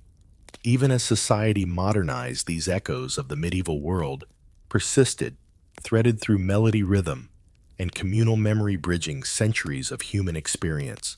Modern listeners encountering medieval-inspired music might recognize a melody, a scale, or a rhythm, yet the context carries far-reaching meaning. The cadence of a ballad recalls communal gatherings, labor, and celebration. A harp glissando evokes intimate reflection and courtly refinement. A drumbeat conjures processions, ritual, and festivity. Through such echoes, the medieval soundscape continues to animate imagination, linking contemporary experience with historical resonance. Music becomes a bridge, uniting past and present in audible and emotional continuity. Beyond its aesthetic influence, medieval music has served as a foundation for scholarly study, reconstruction, and preservation. Musicologists, historians, and performers have dedicated themselves to uncovering original compositions, instruments, and techniques, ensuring fidelity while allowing interpretive creativity. Manuscripts, iconography, and oral tradition provide insight into medieval musical life, offering guidance for reconstruction. In performance, these studies translate into auditory resurrection, allowing audiences to witness, hear, and feel centuries-old expression, brought vividly into the present. The emotional and symbolic resonance of medieval music also informs contemporary ceremonial and communal practice. Festivals, historical reenactments, and cultural celebrations often rely on reconstructed medieval instruments and melodies to evoke authenticity, memory, and identity. Carols, ballads, and liturgical pieces are performed as both educational and experiential tools, demonstrating how the sounds of the past can enhance understanding of social, spiritual, and cultural life. Music, becomes both narrative and experience, shaping perception across generations. Cinematic representation has further cemented the legacy of medieval music. Film scores, orchestral compositions, and multimedia productions often draw on medieval motifs to evoke antiquity, epic narrative, or heroic imagery. Harps, lutes, viols, and drums are layered to create soundscapes that suggest history and myth simultaneously. Composers exploit modal scales, polyphony, and rhythmic patterns derived from medieval practice, connecting contemporary audiences with the emotional and cultural textures of a world long past. Music thus continues to convey not only sound, but historical imagination. Instrumental techniques carry forward in modern pedagogy and performance. Harpists trace fingering and ornamentation back to Celtic traditions. Lutenists explore counterpoint and harmonics rooted in medieval courtly practice. Drummers learn rhythmic patterns echoing civic and festive life. Musicians embody centuries of accumulated skill, demonstrating that technique is inseparable from cultural and historical context. Through practice, performance, and teaching, medieval music remains alive, influencing both the artistry and perception of contemporary musicians. The interweaving of sacred and secular influence is also enduring. Hymns, carols, and folk songs continue to borrow motifs, tonalities, and structures from their medieval predecessors. Religious music maintains modal and polyphonic traditions. Folk music preserves rhythm storytelling and regional nuance. Hybrid forms evolve organically, reflecting continuity and adaptation. Audiences engage with these sounds intuitively, recognizing the blend of devotion, celebration, and communal identity embedded in centuries-old practice.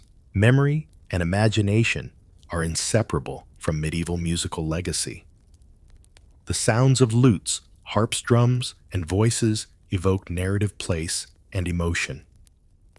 Festivals long past pilgrimages, dances, and courtly ceremonies linger in auditory memory, preserved through repetition, performance, and adaptation. Music acts as an archive of human experience, storing emotional and social history in melody, harmony, and rhythm. Every note carries the resonance of human labor, devotion, celebration, and artistry, bridging time and space through sound. Modern audiences participate in this legacy through listening, performance, and scholarship.